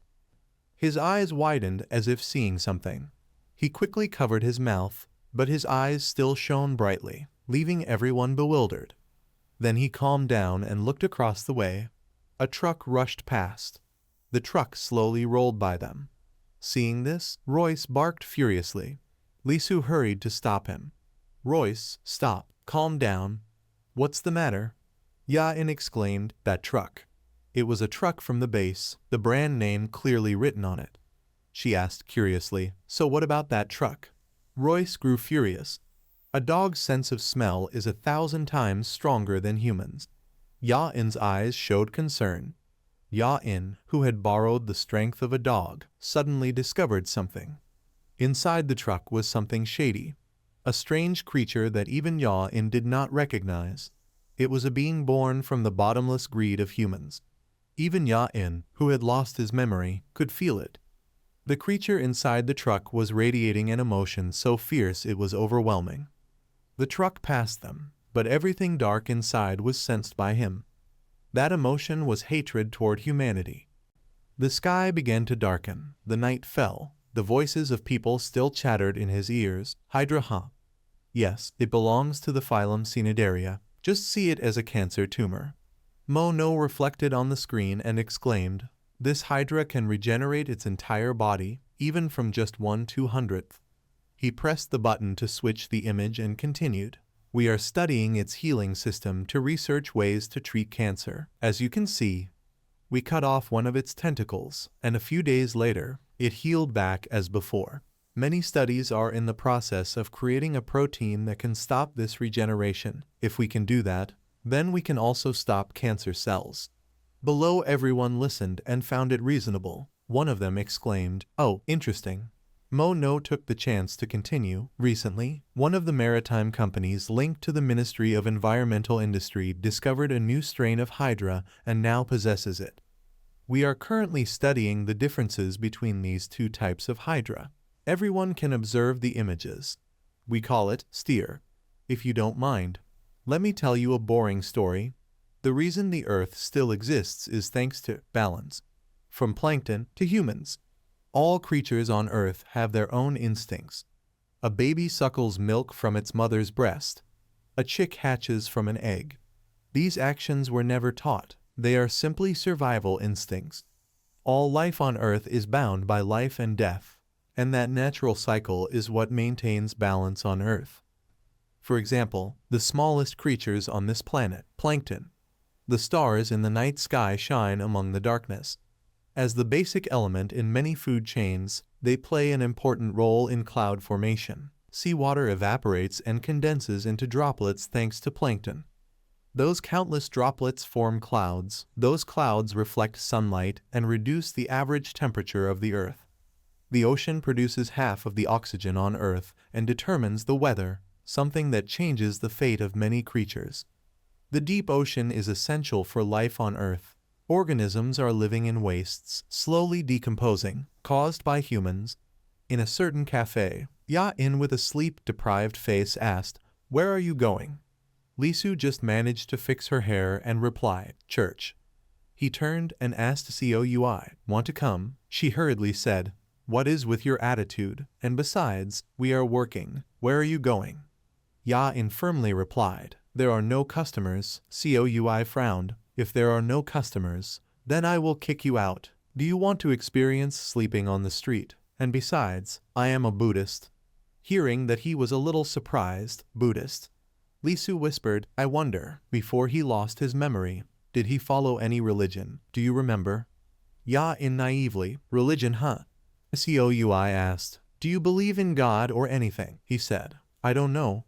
She confessed, "Are you an atheist?" Ya-in asked, "What is that?" Lisu explained, "People who think God does not exist." He listened carefully, then slowly spoke, "No, I am sure there is." Both Coui and Lisu in unison, "You are sure?" Ya-in began to voice his thoughts. "Everything is too perfect, so surely there is God." The other two fell silent, focusing on his words. Ya-in pondered for a moment, his eyes slightly sad, and said, "Even if he lost thousands of years of memory on Earth, he was still certain of one thing. The world around us is perfect. They will not allow this perfect balance to be destroyed." The scene showed people working hard to fight storms. They resisted tornadoes, earthquakes, hail, and other natural disasters. Everything happened in sequence. Is that not enough? A creature was created to maintain that balance. Those creatures just keep multiplying. A creature born with the sole purpose of survival. Its survival instinct is to cause human extinction. Only two other creatures share that same purpose. One of them is imprisoned. Ya-in had just finished his work, his head as if recalling something, and the other remembers nothing. He bowed his head in contemplation. They will eventually face each other. The images were gradually strung together into a fragment of memory. No one can predict what will happen then. A cup of star-shaped coffee was completed. Ya-in smiled, looking at the steaming cup of coffee. Early in the morning, at the apartment where Ya-in was staying, Coui sighed. "Look at this mess." She put her hands on her hips, staring at the room full of cardboard boxes. "I thought you would clean it up when it got messy. Are you just going to leave it like this and go?" Ya-in was still dazed, just waking up. Coui frowned and said, "When people ask you something, you have to answer." He only replied, "Okay." She moved closer, getting ready to work. "Stand up. We have to move these boxes to the side." Ya-in went along right away. "Fine." While working, he asked, "There are so many boxes here. What's in them?" Coui scowled. "Thanks for noticing. A lot of books." She wiped the sweat off her face. "Our cafe used to be a book cafe, but those customers never bothered to read, so we had to throw them all out to save space." Coui added, "If you get bored, you can take some to read." Ya-in stared at the boxes of books, deep in thought, and then he heard her say, "Ah, when we're done, go get a haircut. It looks like a bird's nest." Coui kept asking, "Remember?" Ya-in only focused on the books, muttering a faint, "Okay." The scene shifted to Chadu Cafe. Couy's voice echoed, "We have a customer." Ya-in recited a greeting like he had memorized it. "Welcome, dear customer, to Chadu Cafe." She spoke sternly. "That person ordered an Americano and gave you 10,000 won." He replied with a stiff face, "We received 10,000 won. Here is 7,000 won change." Coui tilted her head and continued, "Now make the drink and bring it to the table." Ya-in mechanically recited, "Your Americano, enjoy." Coui crossed her arms and watched him for a while without saying anything. Seeing her silent like that, Ya-in asked, "How was it?" She replied, "Not bad, 90 points." He was stunned. "Really?" Coui rubbed her chin in thought. "Feels like something is missing." Then she turned to look at Ja-in. "Why don't you try smiling while you talk? Do that and you'll get 100 points. Just then, the cafe door suddenly opened, the clear sound of bells jingling. 2 customers stepped in, and both Coui and Ja-in looked over. Oh, customers. The 2 girls who had just entered stared at them curiously. Ya-in slightly moved the corners of his lips, as if wanting to say something. Then he smiled brightly like the sun. "Welcome, dear customers, to Chadu Cafe." The moment they saw that smile, the 2 customers blushed and froze in place. The setting sun gradually fell over the street. Lisu was jogging, focusing on her exercise. She wore headphones, her mouth slightly open, breathing evenly with each step. Suddenly, something ahead made her stop in surprise. In front of her was Chadu Cafe, crowded with customers even in the late afternoon. Lisu removed her headphones and looked at the cafe with a question mark in her eyes. Inside, Ya-in was diligently working, smiling at the corners of his mouth. The female customers gazed at him intently. His handsome face grew even more radiant when smiling, his bright blue eyes attracting every gaze. Lisu looked at him and fell silent for a moment. The evening sun slowly faded, and night began to take over. After a busy day, Chadu Cafe now lay quiet under the moonlight. The door was closed. Business had stopped. Coui laughed loudly as the account balance on her phone showed 775 zzz. "You're amazing, amazing." She tilted her head and said to Ja-in beside her, "That smile was great. Customers will remember us." He just covered his face, complaining, "My face hurts too much." Lisu smiled softly at their conversation. "It's fine, don't worry, just keep smiling like that." Finally, Coui turned to Lisu. "But why did you come here without calling first?" She replied, "I was exercising and dropped by to see how he was doing." Coui looked at Ja-in with confidence. "No need to worry, our Ya-in is getting used to this place." Suddenly, Lisu suggested, "I'm in a good mood, want to go for a drink?" Coui winked. "Oh, no, I have an appointment." She sighed. "What a pity." Suddenly, Ya-in spoke. "What about me?" Lisu hadn't reacted yet. "Huh?" He continued, "I'm not busy at all." And so, the 3 of them created a quiet moment together. The scene shifted to a bar at night. Inside, it was bustling and noisy. As soon as Ya-in entered, he heard someone call, "Hey, you." Out of reflex, he turned. "Huh?" Lisu laughed and asked, "What are you looking at?" The 2 sat down, and she offered options, saju, beer, or salmiak. Ya-in replied, "I don't think I've tried any of them." Lisu raised a glass of liquor and winked. "Are you sure? Maybe you just don't remember. I'm sure you've tried plenty. Just wait, I'll mix you a really good one." He stayed silent, watching her. After mixing, Lisu handed him a golden glass of beer, filled to the brim. She smiled slightly. "Here, try it." Ya-in grabbed the beer without hesitation, then tilted his head back, pouring it into his mouth. Lisu watched, biting her lip in amusement. Seeing him wipe his mouth, choking, she asked, "How was it? Like it?" He kept wiping and complained, "What is this bitter thing?" Lisu replied, "You just don't know how to enjoy it." Then she lifted her own glass and gulped it down. After drinking, she exhaled with satisfaction. "See?" Ya-in asked, "Why do people drink this stuff?" Calmly pouring more liquor, Lisu answered, "To get drunk." Ya-in asked again, "What happens if we get drunk?" Her eyes suddenly grew distant. "Well, I think this world is too harsh." With one hand holding her glass and the other raised in the air, Lisu said, "To survive in this cruel, harsh world, you have to become just as cruel and harsh." Then she clinked glasses with him. "Anyway, I'm not really that kind of person." Once again, Lisu raised her glass and drained it. All this time, Ya-in only sat quietly, watching her drink. Suddenly, he asked, "If you get drunk, then what?" His usually expressionless face stared at her. Catching that gaze, Lisu gently looked back. She tilted her head toward the empty glass, then held it out to Ja-in and said, You'll feel lighter and reveal your true self." Hearing those words, Ya-in fell silent, thinking. Once again, he picked up his own glass, swirling the golden liquid. Staring at it, he asked himself, "My true self?" It was now late at night. Lisu stretched and said, "Wonderful." Meanwhile, Ya-in was already dazed from the alcohol. "Liar," he muttered. "The world is spinning and twisting."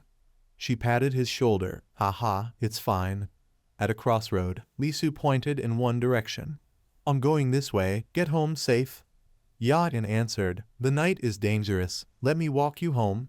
She playfully covered her mouth. "Oh my, where did you learn that?" That was when he thought of the book he had read in the morning. The night grew later. The two walked side by side down the street. Suddenly, Lisu turned her head. Oh, from the grass by the roadside, tiny glowing lights floated up. Excitedly, she exclaimed, "Wow, fireflies! I've never seen them before." Lisu and Ya-in stopped, gazing at the swarm of fireflies. "Beautiful." He lowered his eyes to the little glowing lights. Suddenly, he asked, "Do you like them that much?" Lisu replied, Yes, they look beautiful." But Ya-in's eyes remained fixed on the grass. More precisely, he was staring at a firefly resting on a blade of grass. Then his eyes widened, a light flickered and grew. He stretched his hand forward. Lisu sensed it and turned to look. At first, she only looked at him with curiosity and confusion. As the light grew clearer, Lisu's eyes slowly widened in surprise. Finally, her mouth dropped open in shock. The top of Ya-in's head glowed, his hair floating upward. "How about this?" He smiled brightly, gazing at his glittering body, his face clearly full of satisfaction. Ya-in innocently asked Lisu, "Like this, do you like me?" His smile at that moment was pure and gentle. Wasn't it beautiful? Lisu stammered as she looked at him. "Why you?" He asked again, "What is it?" Then, as if breaking apart, Lisu screamed in panic. Her scream echoed through the dark night, shattering the magical atmosphere from earlier. Ya-in looked bewildered. His eyes widened as he asked, What's wrong?" Lisu kept running while shouting without turning her head back. He slightly raised his face to look. A drop of sweat rolled down his cheek. "Oh." Ya-in hurriedly chased after and shouted, "Ah, Lisu." She turned her face back with all her strength to respond, "Stay away from me." He paused for a moment and then continued, "Look, right in front of you." Lisu, her face drenched in sweat, dazedly followed. She had already run quite a distance. Ahead was a deep abyss. Before she could recognize the situation, she stumbled and fell down. Ya-in stood still watching. His eyes suddenly widened. She was falling into the forest below at a rapid speed. Lisu panicked and screamed loudly, both hands flailing continuously in the air. Her eyes filled with tears. I am surely going to die." The book opened. Cheetah, quite similar to a black panther. The pattern straight between the eyes and below the snout makes them different. Cheetahs have less muscle, slimmer and lighter than black panthers. Long legs and body make running easier and allow them to reach speeds of 100 kilometers per hour. The patterns separate them from other felines. He leaped 4 steps instantly to reach the place where Lisu was falling. Her tear-soaked eyes were tightly closed. Then they slowly opened. Suddenly they widened in complete surprise. Under the gentle moonlight, Ya-in rushed straight down together with Lisu. His crystal-clear blue eyes like the ocean shone brightly. Her tears scattered everywhere. Ya-in rushed down and slid past Lisu, who was falling freely. She turned her face to look at him with full surprise. Ya-in also turned his eyes to look at Lisu. He gently landed before she could fall. Ya-in quickly stood up and held Lisu in his arms. The atmosphere suddenly became silent. No one said a word. He worriedly exhaled heavily, his face reddening awkwardly as he asked, startled, "Are you all right?" She panted, her eyes wide, showing fear as if just escaping from the hand of death. Morning came. At a tall building with the sign IEU, a strangely shaped creature was carefully placed inside a green solution bottle. This was the Hydra just announced. We call it Steer. This is the mother body. Even if cut apart, the severed part can regenerate back into the old body. The people present there listened carefully in silence. Mono raised his hand toward Steer and continued. Therefore, we currently have 14 baby hydras. The baby hydras were placed into a jar and neatly lined up. One of the listeners earlier asked, they are all parts of the mother body regenerated. Are the babies considered separate individuals? He put his hand in his pocket and replied, that is a good question. We have found some interesting things. Mono took out a small jar from his pocket and raised it high. This is H2SO4, or sulfuric acid. This strong acid releases heat when it comes into contact with water. Lisu seemed to hear something and looked up. He poured the acid into the hydras and explained, but these hydras are not affected by sulfuric acid. Mono's face remained expressionless as he continued, but although they don't die, the hydras developed red spots and continuously writhed, they still had a very strong reaction. She tilted her head and turned to look elsewhere. Now look at the others. Everyone simultaneously looked over. The other hydras also showed the same reaction as the one exposed to acid. The mother affected the babies. So, to answer the previous question, are the babies separate individuals? Currently, we do not know. Lisu suddenly looked at Mono. Somehow they are connected. How could that be? He gave a sinister smile and replied, that is also a question without an answer. She anxiously pressed her lips together, her head slightly turning to look at them. The red spots were gradually shrinking and fading. In the afternoon, at the tall building with the sign IEU, Mono asked in confusion repeatedly, a person, glowing, but Firefly, what do you mean? Are you still drunk? Lisu tilted her head and forced a smile. Haha, maybe, then. She raised her hand to rub her neck. But if. Lisu finally calmed down. What if such a person really existed? Mono turned away but still looked at her. A person as fast as a car, strong as a dinosaur, and can glow, also able to control other creatures. His answer made Lisu freeze. If such a thing is real, then it is not human. Mono's lips slightly curved up. It would become a research subject. She heard that and remained silent, saying nothing more. Research subject. In the evening, at a fairly large cafe, Lisu's eyes looked indifferent at the person before her. Yadin was still focused on wiping the cup in his hand. He suddenly looked up and saw her standing outside the glass window. Yadin immediately waved happily. Lisu could only helplessly say nothing. The closed sign had been hung on the cafe door. What about Don? Yesterday's meeting went well. She went to see him again. She looked up, silent for a while before asking, do you remember yesterday? The question made Yatin puzzled, and he asked back, yesterday? Lisu angrily slammed her hand on the table and shouted, stop pretending not to know. You glowed, and also. Without letting her finish, he immediately interrupted. Oh that, I don't know why, but I discovered I can become everything. Yatin deliberately emphasized the last part, making Lisu stammer, cool huh? He smiled and lowered his head. But if you don't like it, then I won't do it again. Although Lisu was a little frightened, she still continued to ask, if you can become everything.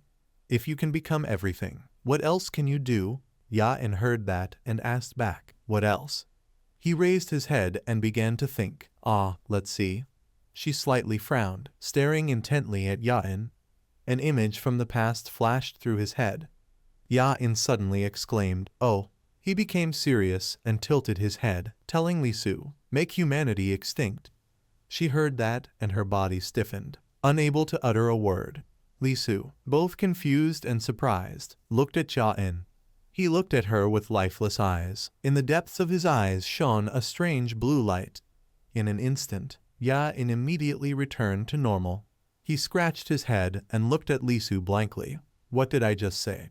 Lisu looked at him warily. She repeated his words in fragments. The extinction of humanity. Even Yatin himself at that moment did not understand what that statement meant. He only remembered that he had just said something that surprised Lisu. He looked at her confused. Really, is that so? I didn't even know. Lisu still could not stop wondering. She muttered out loud, something?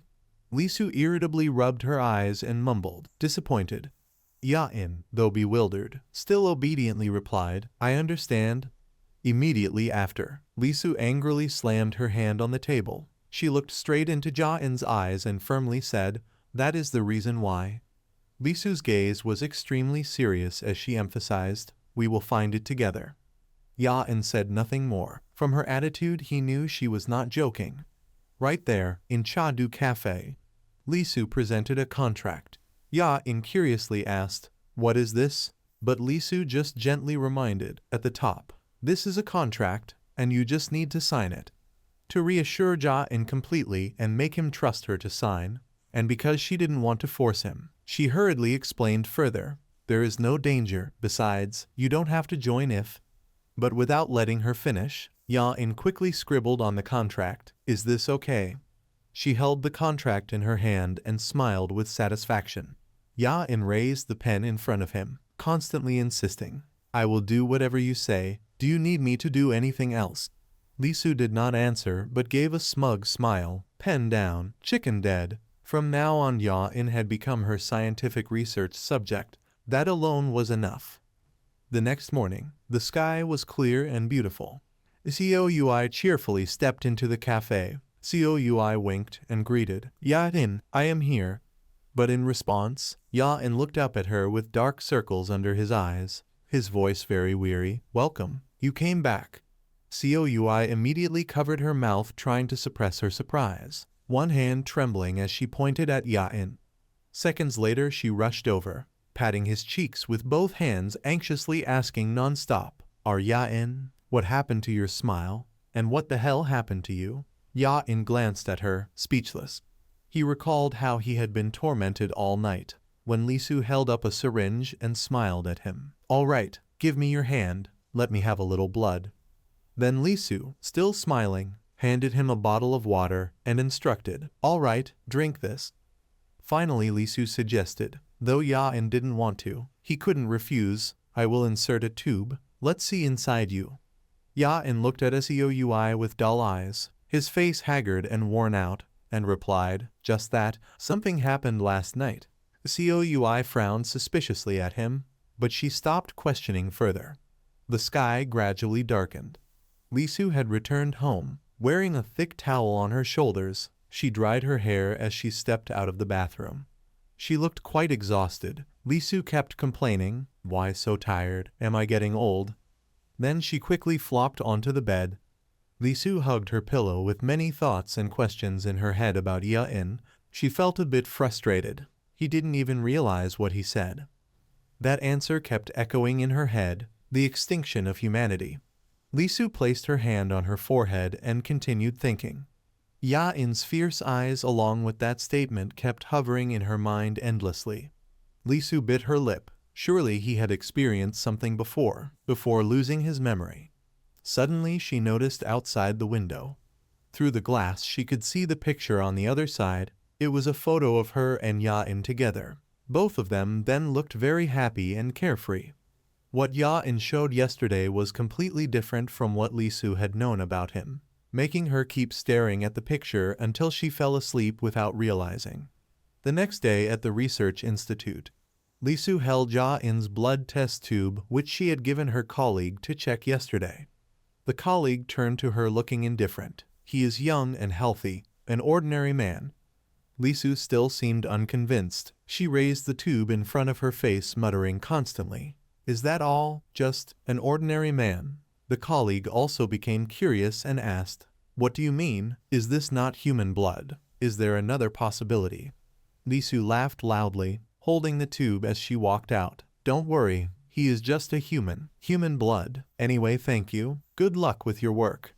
Holding the tube in her hand, Lee Su walked along the corridor, constantly thinking. All test results gave the same conclusion. She also secretly told herself, he has nothing special at all. Lee Su's face slightly sank, the crimson sunset covering her face. Just a human. Her silent back seemed to be trying to find a reason to accept this truth. Lee Su recalled Ya-in's face at that time, his entire face glowing as if lit by hundreds of fireflies. Lee Su also remembered Ya-in's extraordinary ability when he rushed to save her. At that time she had looked at him in shock and amazement, asking herself, how could an ordinary human do that?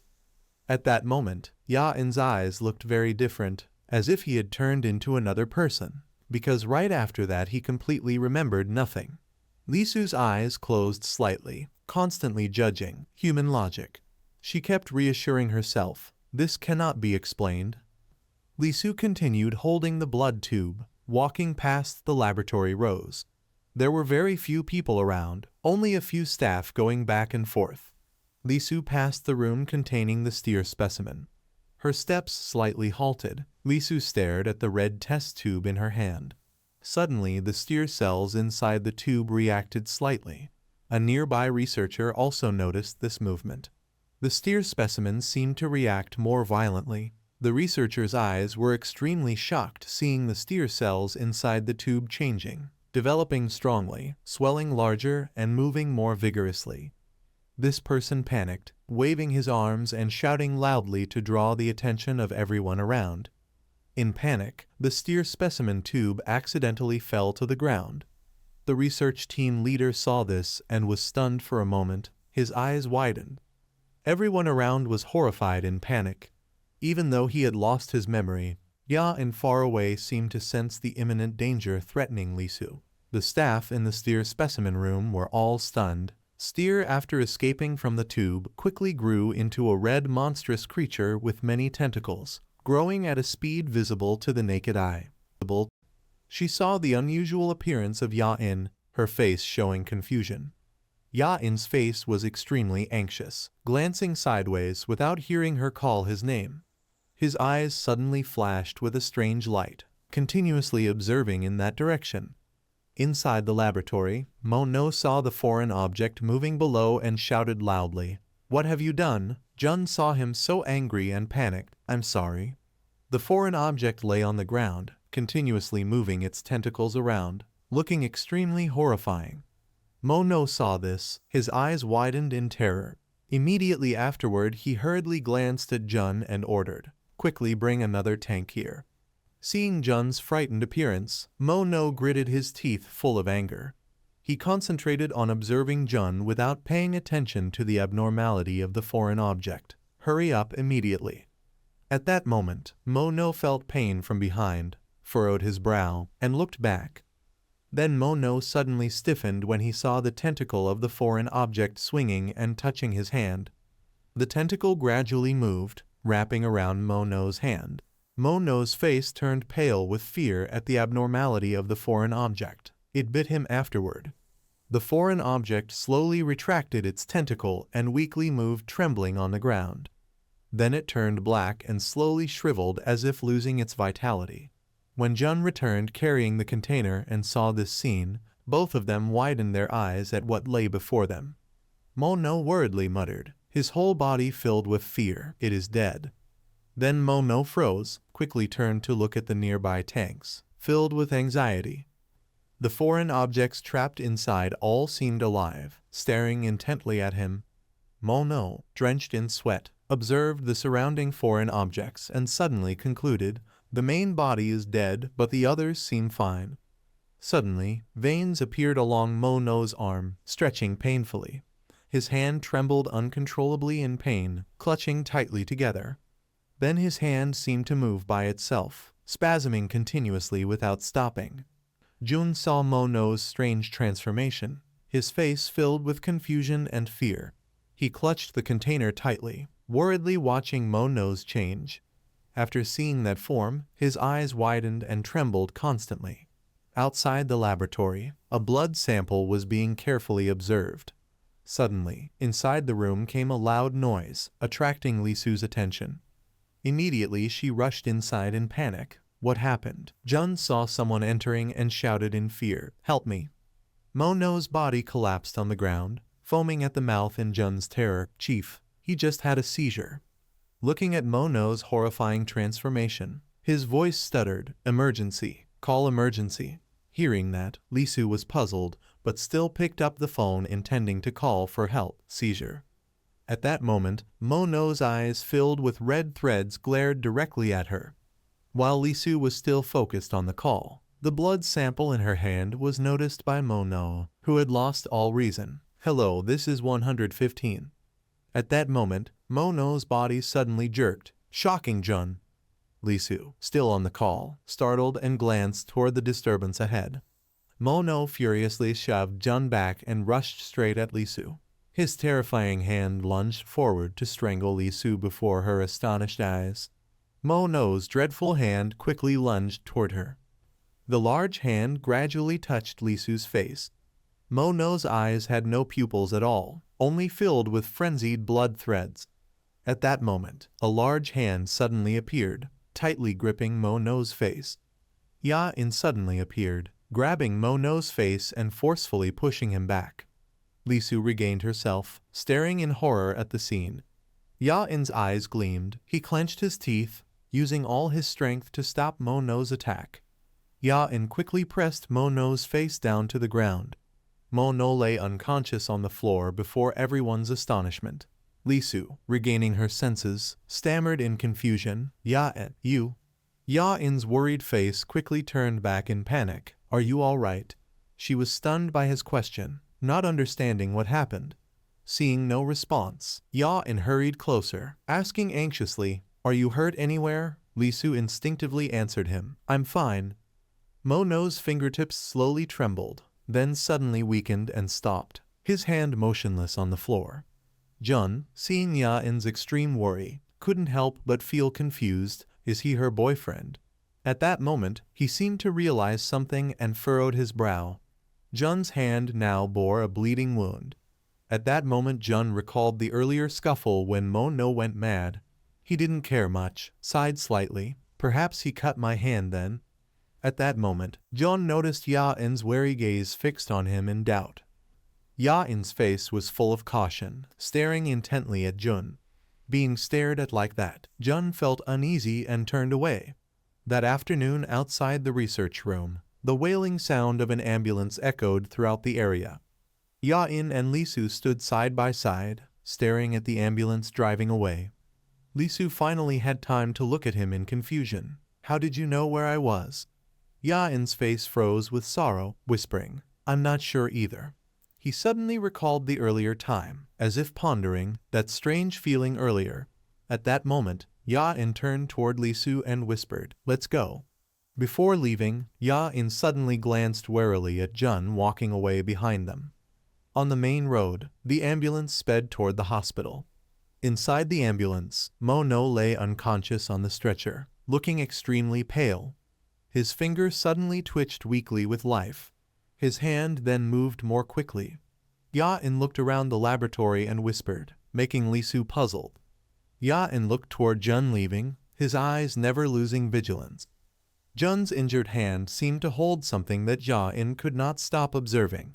His eyes gleamed, his lips muttering, making Li Su worried. This place is not safe. In the late afternoon at sunset, when the sun was about to go down, there was a voice calling, "Hey, Ya-in." Ya-in was pulling Li Su somewhere. She asked, "What are you doing?" Li Su felt annoyed, frowned, gritted her teeth. "Hurry." She angrily shook off Ya-in's hand. "Let go." He suddenly turned his head back to look at Li Su. She angrily rubbed her wrist, sore from being pulled by Ya-in, and asked, "What happened to you? What do you mean by danger? What did you drag me out here for?" Ya-in hesitated as if he did not want to reveal. He stammered, "Ah." He faltered, did not dare to say, then turned his face away to avoid, saying it was hard to explain to her, but it was really dangerous here. Li Su looked at Ya-in full of suspicion and worry as he said, "I have a bad feeling." Ya-in seriously looked at her and asked, "Do you believe me? Will you go this time?" Li Su, tense and somewhat surprised, remained silent without saying anything. The light of the afternoon gradually faded, stars twinkling in the sky. The sun shone its rays before hiding behind the mountain. When the two of them sat in the car, there was a voice. "Yes, I am sorry." Li Su answered the phone, her face full of worry. "I do not feel very well. Yes, sincerely sorry." As soon as she hung up, Li Su put her hand on her neck to ease the tension and sighed. "Phew." Ya-in looked at her with gentle eyes and said, "Thank you." Li Su looked at him, nodded, and said nothing. Then she said, "The test results are inside the glove box." Ya-in awkwardly replied, "Huh, Li Su flipped through the papers in her hand and informed him, Your body is no different from a normal person. At least that is what the results say. Ya-in asked in surprise. Really? She looked at the papers, scratched her head as if noticing something unusual, and told him, however, your perception ability is indeed very unusual. Ya-in seriously and attentively looked at Lisu and said, because of this result, I decided to trust your instincts and go with you. She looked down at the papers with some concern, even though you yourself do not know why. Lisu closed her eyes tightly, nodded. The test results show that your senses are very abnormal. They are heightened to an unusual degree. And one more thing. Ya-in looked at her, paying close attention to every word she said. She turned to look at him with expectant eyes and asked, Do you like me? Ya-in seriously and bluntly answered, Yes, I like you. Lisu then asked in doubt, Then, what about the others? He looked at her in silence for a while without answering. Ya-in said, I do not care. Lisu cut in, No. She frowned slightly, hesitated, and said, You hate the others. The scene shifted to a man opening his mouth very wide. Mo-no went mad and bit the arm of a doctor. The doctor cried out in pain and used his other hand to push his head away, while the girl behind covered her mouth in worry. Doctor, are you all right? Mo-no's eyes became lifeless, as if he no longer had human awareness.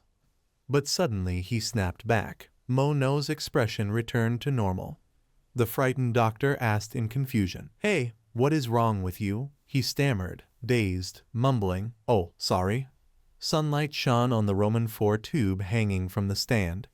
The doctor and the girl looked uncomfortable and frightened as they left the hospital room. Mo-no silently thought, My consciousness keeps coming and going. He remembered when the doctor read the results on his medical papers. Everything was still normal, nothing unusual. He was very healthy. Mo-no asked the doctor, Then why did I faint? He replied, Well. The doctor asked about his condition. Have you encountered anything stressful lately? Mo-no raised his hand, his finger still bearing a small wound. No.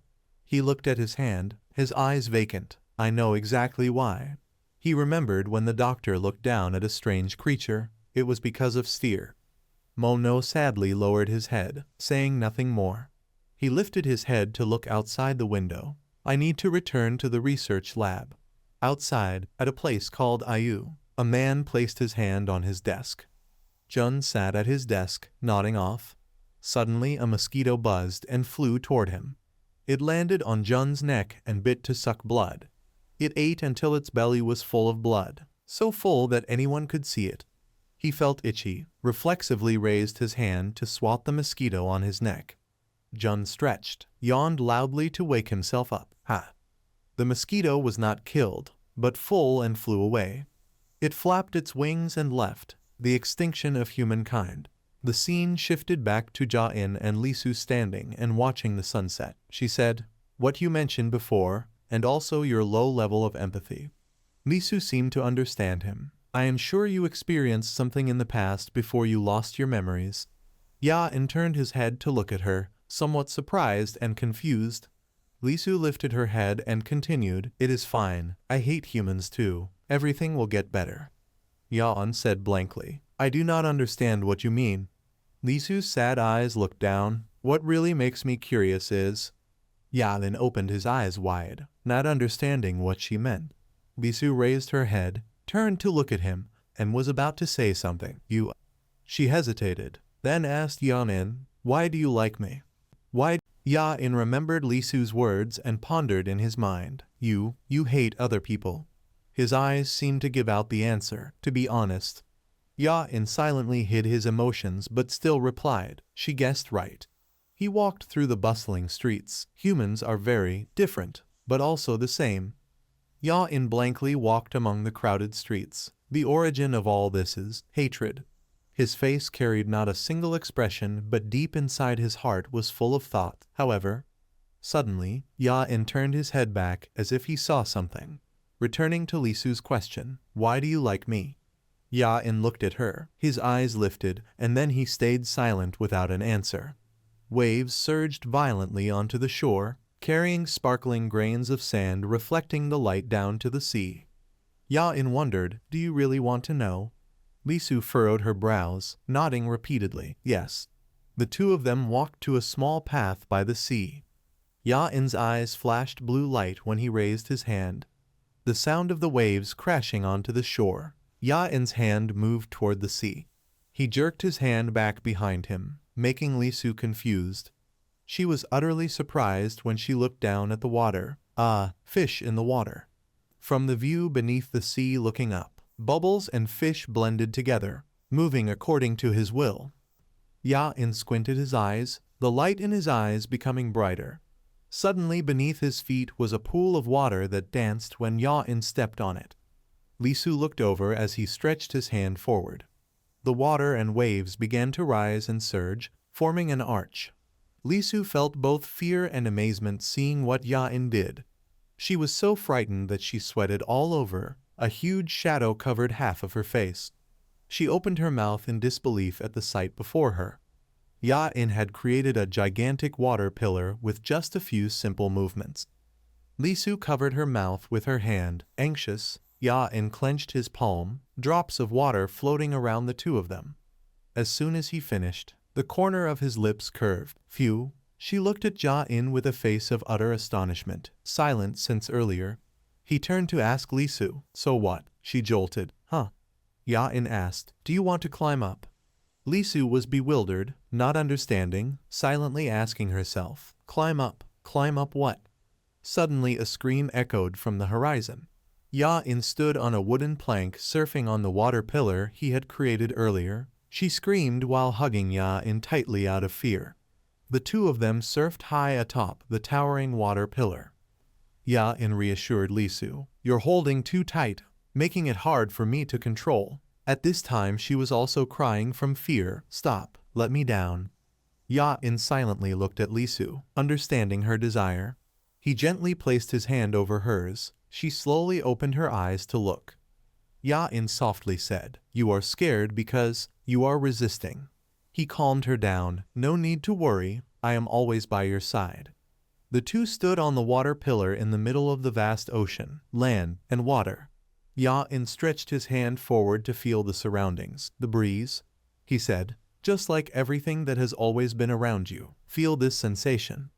Lisu stopped crying, amazed at Ya-in, and stayed silent for a moment. Right after, she turned her head toward the sunlight shining down. Suddenly Lisu widened her eyes. Surprise appeared clearly on her face. "It was an incredibly beautiful sunset," Ya-in said. "I like this feeling."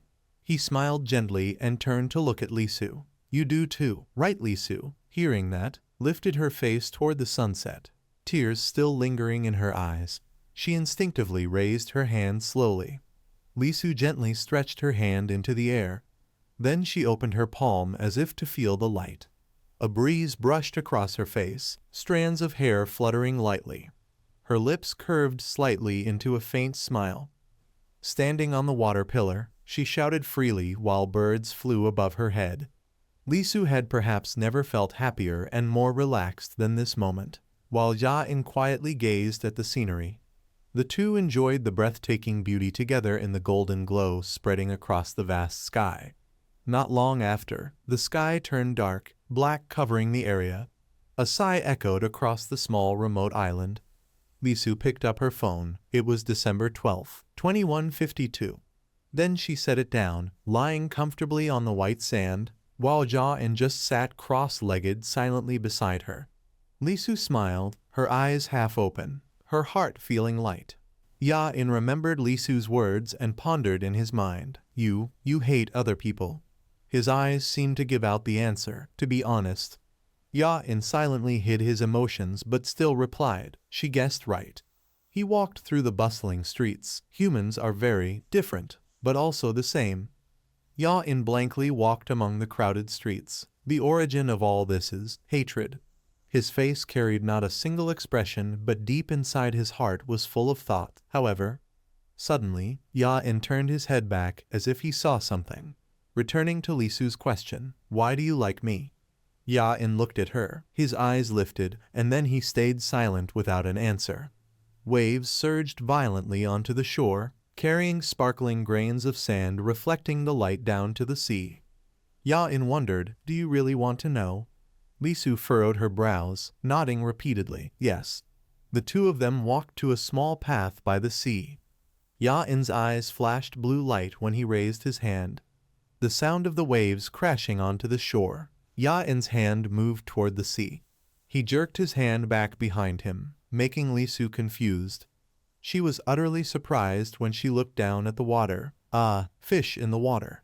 From the view beneath the sea looking up, bubbles and fish blended together, moving according to his will. Ya-in squinted his eyes, the light in his eyes becoming brighter. Suddenly beneath his feet was a pool of water that danced when Ya-in stepped on it. Lisu looked over as he stretched his hand forward.